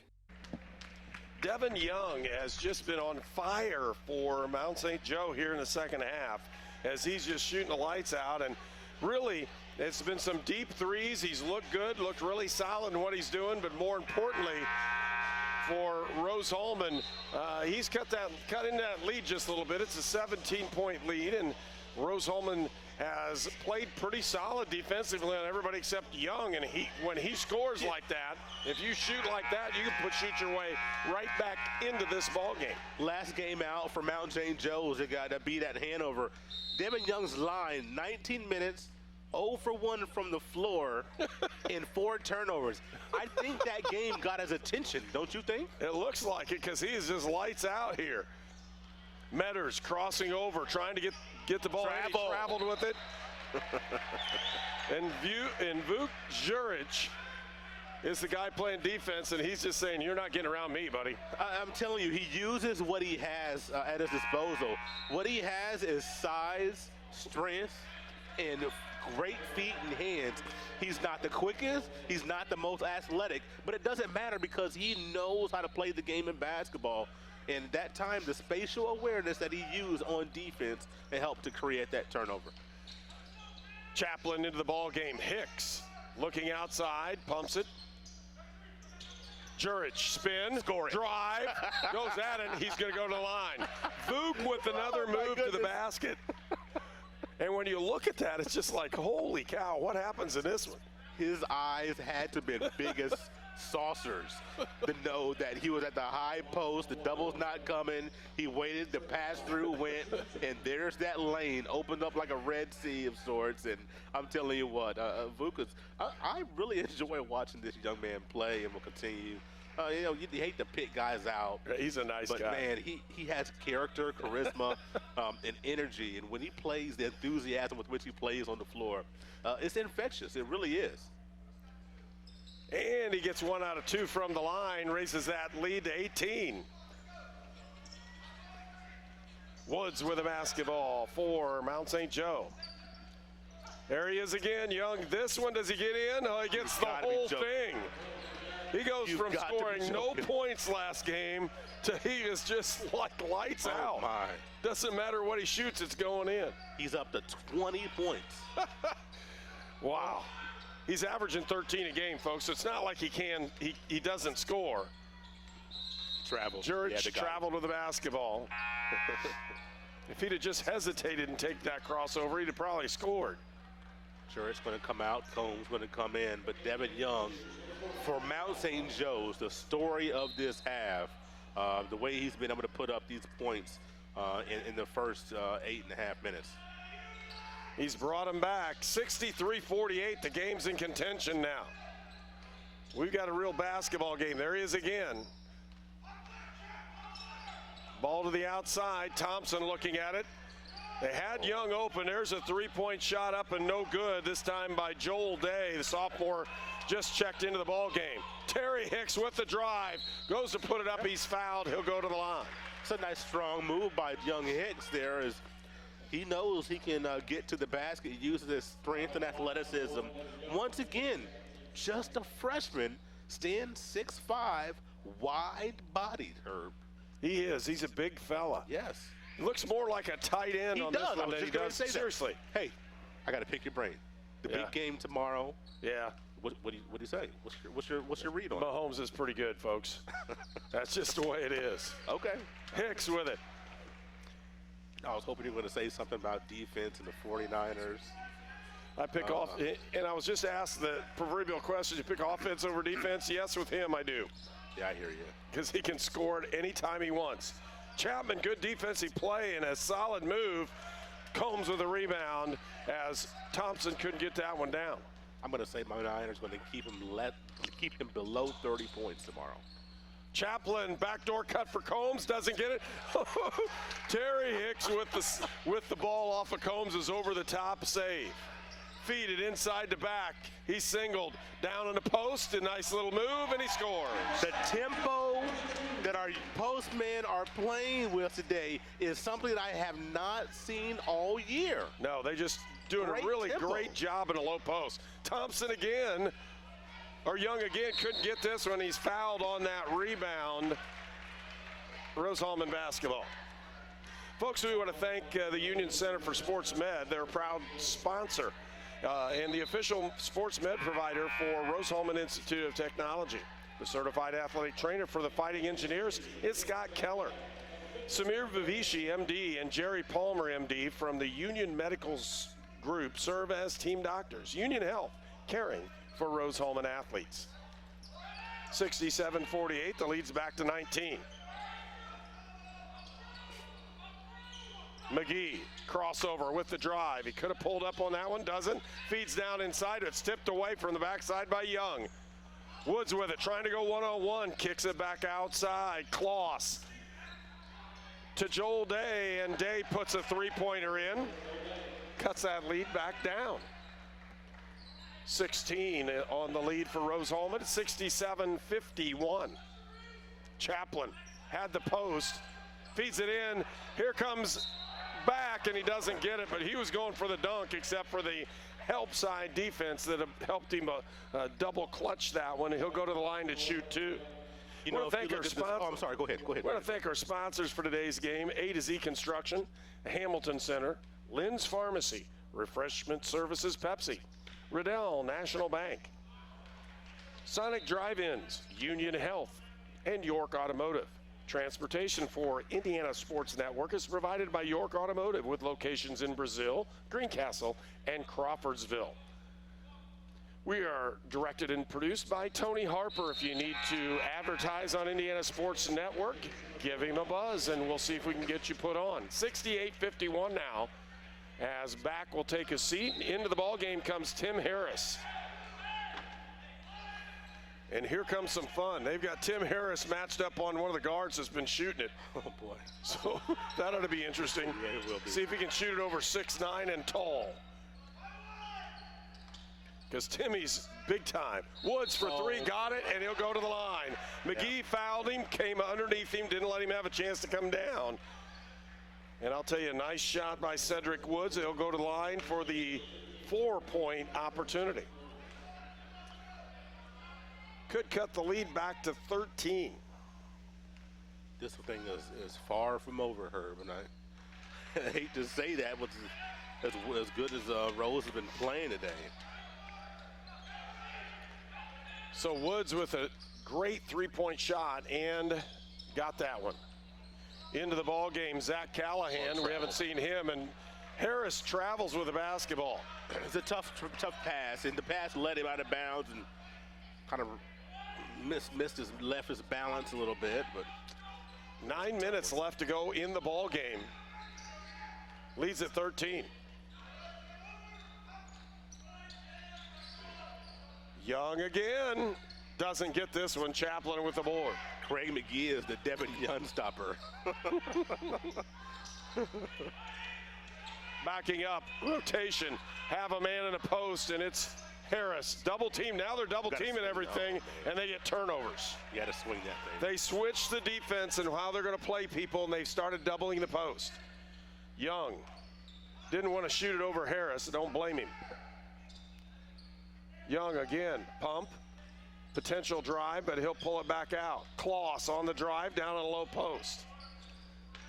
Day tries to drive, can't do it. Good defense by Callahan. Harris right in his craw and makes him miss that one. 13-point lead, Rose-Hulman with the basketball. Chaplin. Combs. McGee doesn't get it in there, and a turnover will give the basketball back to Mount St. Harris thought he was going to shoot the ball. McGee wanted to drop the ball off, and boy, just once again, a little lack of communication there. McGee has not scored here in the second half. Day back outside to Young. Day again trying to work with it, pump. Young, pump fake. Tim Harris right in. Again, good solid defense on the outside, but he's going to need to do the job on the offensive end too. Would have loved to see him get in the paint and turn and present. Outside, it's Combs. Inside, there's the big fella for an easy layup. Come on, young Harris, man. good move. There you go. Be an option out there. 15-point lead. 7 minutes left to go in the ball game. It's 70-55. Rose-Hulman with the lead. Woods out to Young. Backdoor cut. Callahan was there waiting on it. McGee with the basketball. Crossover. Using that screen, open from 15, can't get it, rebound to Young.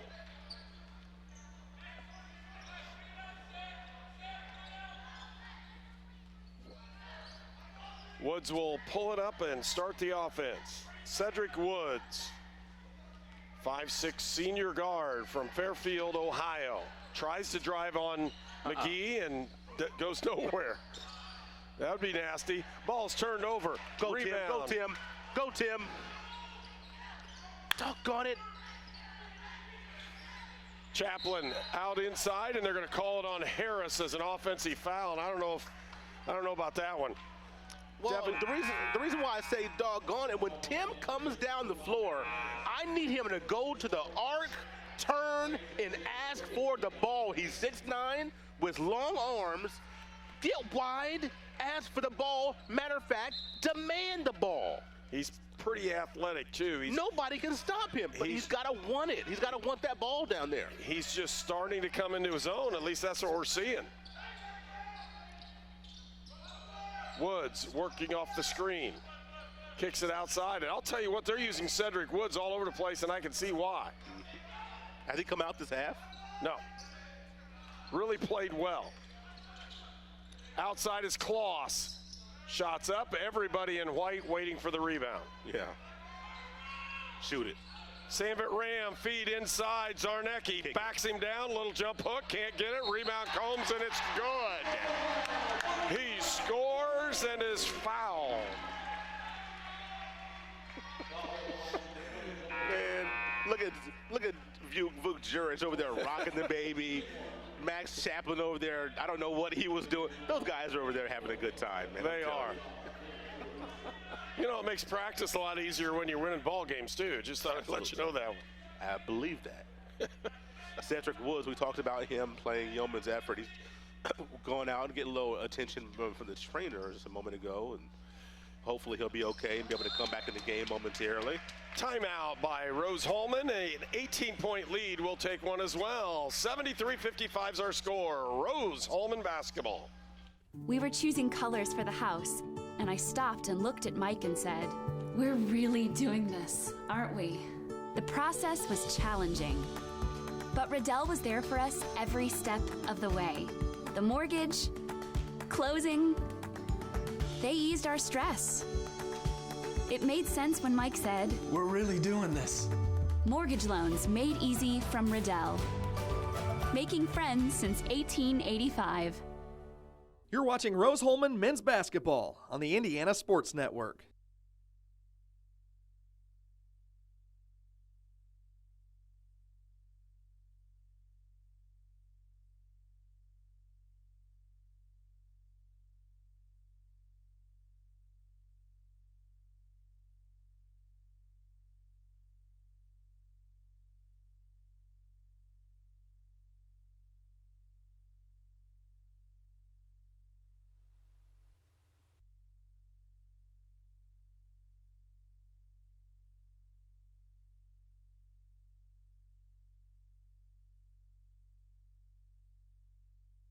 To have this replay ability here. It was on the Indiana Sports Network. It's been a long time coming, and he's very excited about it. And boy, this is gonna be fun. Got a new toy.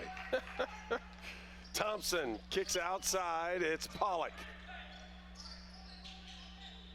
Day, who hit a couple threes earlier, hit that 1-3 especially. Thompson crosses over. Callahan on the outside, and Good again, defense. moving it around. He didn't want it. He didn't want to shoot that one. He's going to eat it. Three-point shot up, no good. Rebound comes out to Combs. Another great defensive possession here for the Engineers. Mount St. Joe's, no points in the last 4 minutes and 15 seconds. Sandvit Ram enter the ball game. Callahan crosses up. Combs for three. Can't get that one. That was a tough shot for him. Rebound comes out to the Lions. Didn't have his feet set there, floating a little bit. Makes a difference when you're going side to side. Yep. Ooh, nice drive. Good what a spin move. What a move. Avery Pollock from Alexandria, Indiana, just north of Indianapolis. Callahan. Outside, gives it up. Zarnecki, and they threw that one out of bounds. Thought he was going to get a pop out. Instead, he had an open cut to the basket. And that's one turnover. Those are the ones that I'm talking about, Herb. When you're not on the same page offensively, you're turning the ball over. That's number 13 now. That's around our average. But, boy, I'd love to see that right around 8 or 9. Pollock for three. Got it. 13-point game. 73-60. Got to score it right now. Mount St. Joe mounting a challenge. Yes, they are. Sandvit Ram looking at the inside post, had him twice, and they're finally going to call the hand check. Only the 6th-team foul for Mount, so the next one will put Rose at the free throw line unless it's a player control foul. And that really won't be bad if you're Mount St. Joe. Right. You want to put Rose-Hulman at the foul line. It's just going to depend on who goes to the line to shoot the foul shots. Right. Combs. Backs him down again, little jump hook, there he goes. If the help's not going to come, if you're going to stay single right there, I'm not sure why you do, but if you're going to stay single, then our big men are going to go to work. Kick to the outside. It's Metters. Here he comes again. Metters for three, he's got an open look, got it. Boy. Peyton Metters, the 6'3" freshman from Mount Vernon High School in Indiana. Mount St. Joe's has outscored us by 9 here in the second half. Scores down to 12. 12-point lead. Good double. Again, McGee for three. Doesn't get that one. Rebound to Callahan with the reverse layup. 14-point lead. 3 minutes left to go in the ball game. That's Zach's first bucket of the game. Kick out.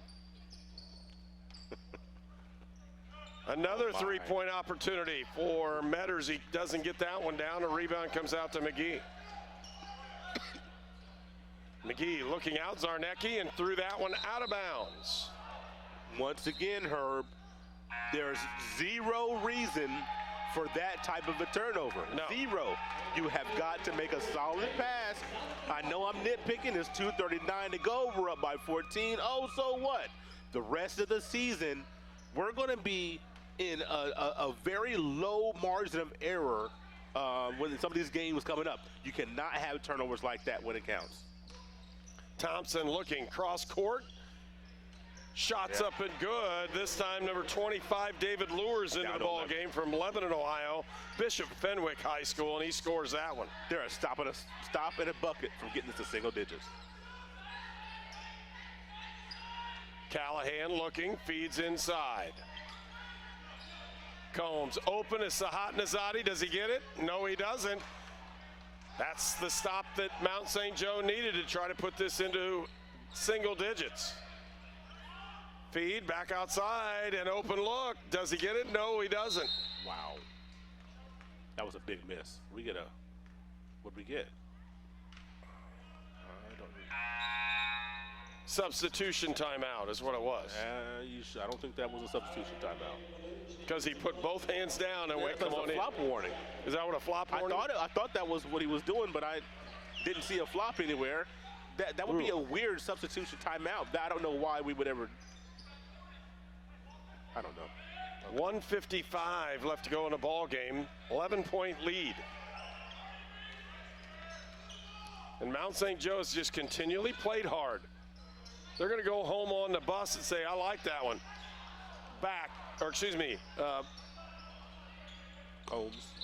Combs couldn't get that one in. I got all tongue-tied there.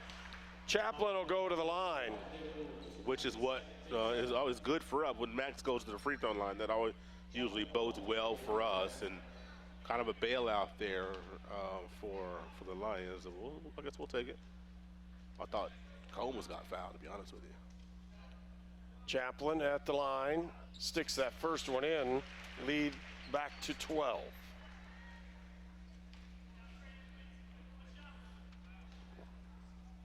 And with that opportunity, again, Max Chaplin gets the second free throw.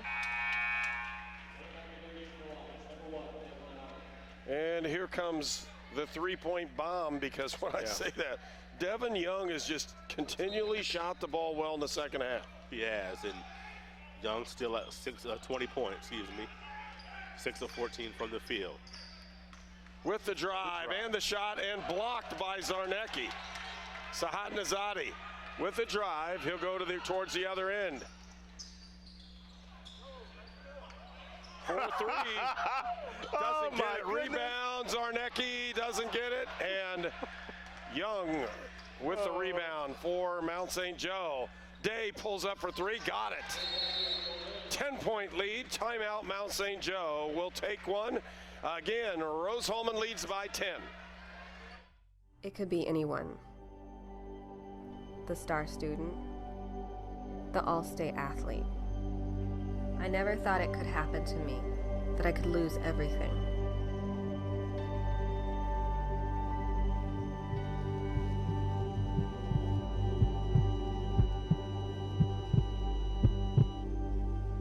I found help, I found hope, I found recovery. I regained something lost.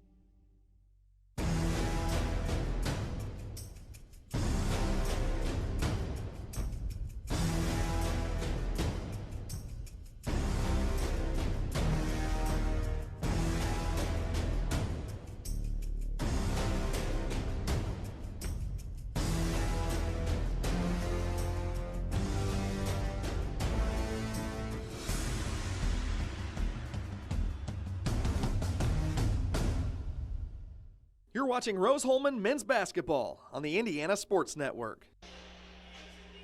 79-69, the closest it's been since early in the first half. It really is, and these teams still playing hard. Mount still playing hard. Mount's put up over 40 points in the second half, and when you look at this, Rose-Hulman, a torrid shooting pace, 55% field goal shooting. Just kind of like Mount in the first game, the ladies from Mount St. Joe's shot 55% in the game, and here we are with Rose-Hulman doing the same thing here. At the end of the first half, turnovers were 10-5. Now they're tied at 14 all. Right. So the turnover bug hit Rose-Hulman here in the second half, and Mount St. Joe took over with this one, especially when you talk about Young, who got fire, hit about 4 straight threes. He's 6 of 13 from three-point range, 6 of 14 overall. You look at Mount, is it trying to get this turnover or at least a foul, 1-2. Rose do a good job. Oh my God, we call it timeout, Rose-Hulman. And they'll take one again, 55 seconds left and a 10-point lead. You're watching Rose-Hulman men's basketball on the Indiana Sports Network. It could be anyone. The star student, the all-state athlete. I never thought it could happen to me, that I could lose everything.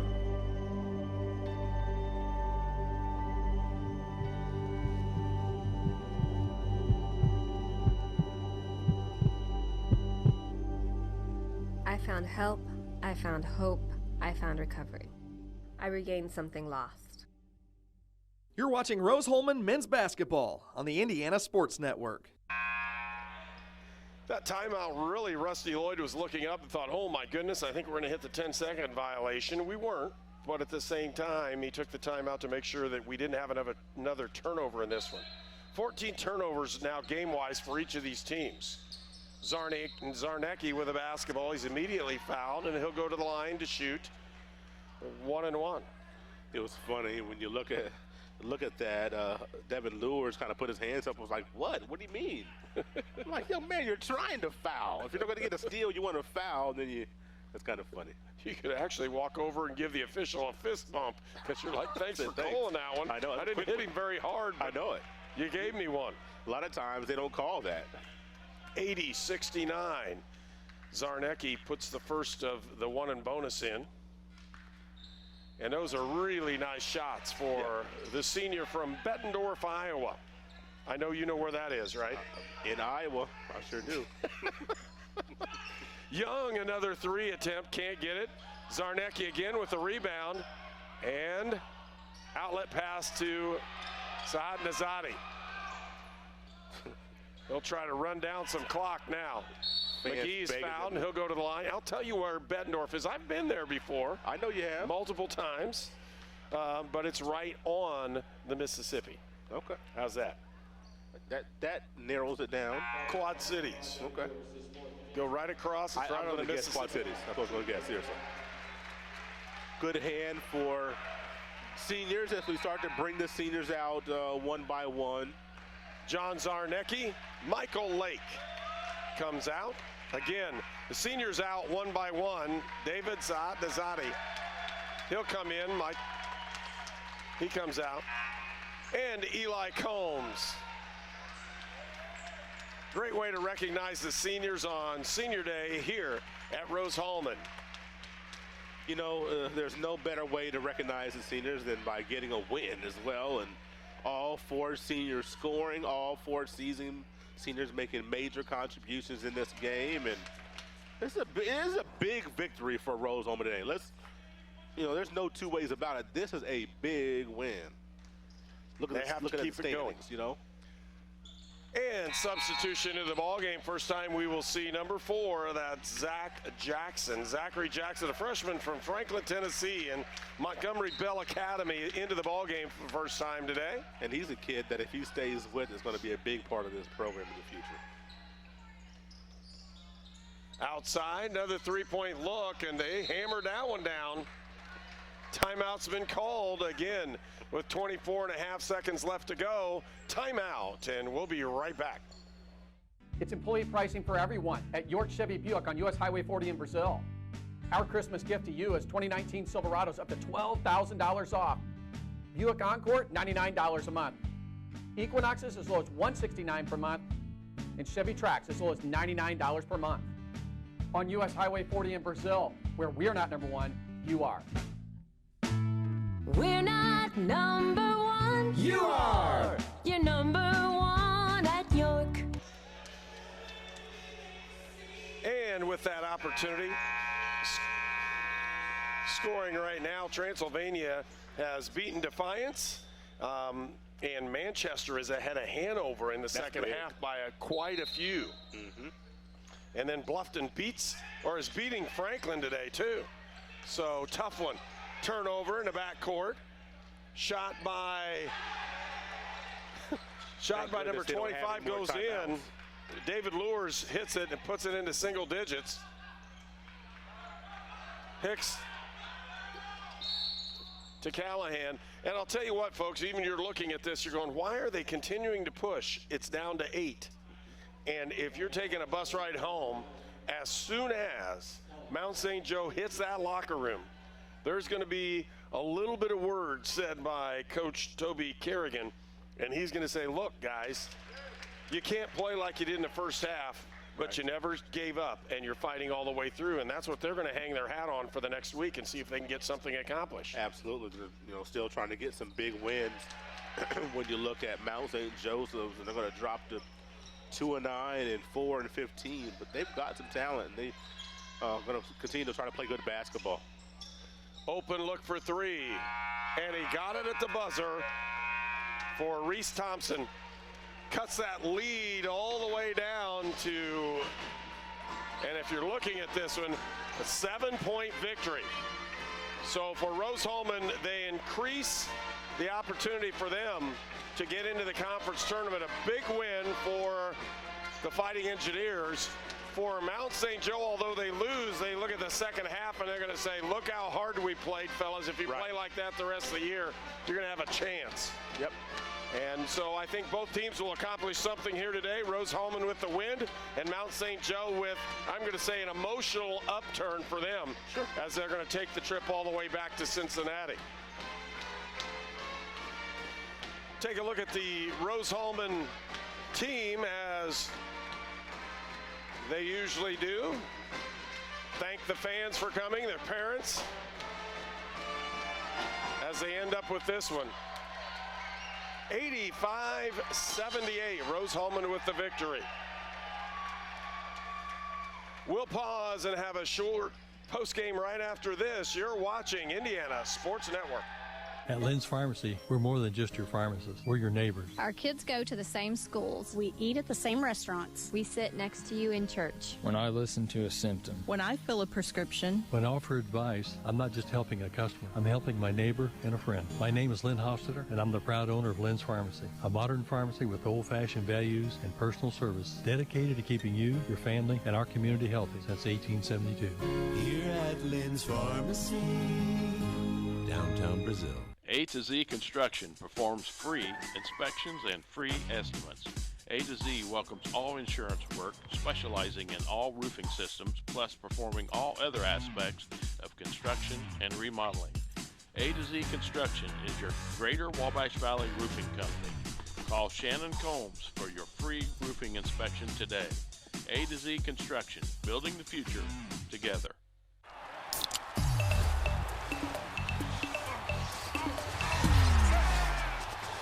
Everybody clap your hands.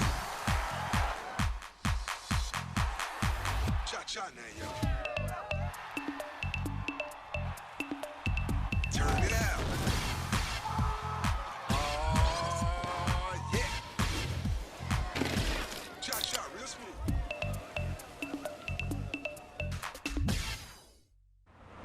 Sonic just introduced tachos. Look at that cheese sauce. Bacon, too, so crispy. And Baja Blend. Love those spicy jalapenos. Tachos. It's like I'm saying nachos, but I'm not. It's not that much like you're saying nachos. You're watching Rose-Hulman men's basketball on the Indiana Sports Network. And welcome back after that huge victory for Rose-Hulman, 85-78. And if you're looking, Mount St. Joe outscored Rose-Hulman in the second half, 52-38. That's a wide margin right there when you look at that. And Rose had the cushion in their first half that they helped themselves with, outscoring Mount by close to 20 points in that first half. And they needed a lot of that cushion to get this victory. Rose-Hulman played 15 players, 13 of which scored. And when you look at the leading scorers for Rose-Hulman, Eli Combs with 17 and Craig McGee with 12. Eli Combs has been on a really hot string over the last 4 or 5 games, really providing a scoring punch and Doesn't always score 17, but he's been in double figures, I believe, 4 of the last 5 games. And Eli, the senior, is, well, you see what he can do when you give him space down low, can also get out in 3 and shoot from the outside as well. Craig McGee didn't have to do as much today, and I like the fact that Craig only had to take 9 field goal attempts, and Craig tried to move the ball and get some other guys in scoring, and then they were able to do so. And just a total team effort when you look at offensively and defensively today. And Eli Combs also had a double-double, 10 rebounds. He had an assist, and really a great ball game by Eli Combs. On senior day, Zarnecki got in foul trouble early in the first half. He ended up with 6. And as I look down, David Zadi with 5, Michael Lake with 5, McGee 12, Combs 17, Zarnecki 6. Jackson played, didn't score. Back with 8, Callahan 4, Ram 3. Heil played, didn't score. Hicks with 8, Chaplin 2, Wirtz 2, Harris 4, and Jurich with 9, and he'll be upset because he probably missed a free throw on that opportunity. Had a chance for double figures. Leading scorer in the ball game, though, was Young for Mount St. Joe, and he got caught on fire. Devin Young, who you looked up, didn't have a point the last ball game he played, but in this one just caught on fire and really brought them back into a respectable ball game here at the end. Not only didn't have a point, only took 1 shot. And Devin Young, I don't know what happened, what Hanover did, what defense they deployed, but they put somebody on it and locked him up in 19 minutes. He came out and unleashed the fury in the second half today. Rose-Hulman had to withstand a flurry of shots by him. After he got kind of cooled down, then some others started going as well. But once again, good game, a good second half for Mount St. Joe's. But I know that Coach Kerrigan trying to coach the boys up so they can have 40 complete minutes as opposed to maybe 25 or 30. Next broadcast for us, February the 5th. That's Wednesday. We'll take Anderson in the ladies contest here at home, and that'll be a really big game for the Rose-Hulman women, who went down in defeat today as well, and they'll have a chance to regroup and come back and see what they can get done. The men will travel to Anderson this next Wednesday night for a key matchup as well, the HCAC. Thanks for watching this afternoon. Again, final score of the men's game, Rose-Hulman 85, Mount St. Joe 78. You're watching Rose-Hulman men's basketball on the Indiana Sports Network.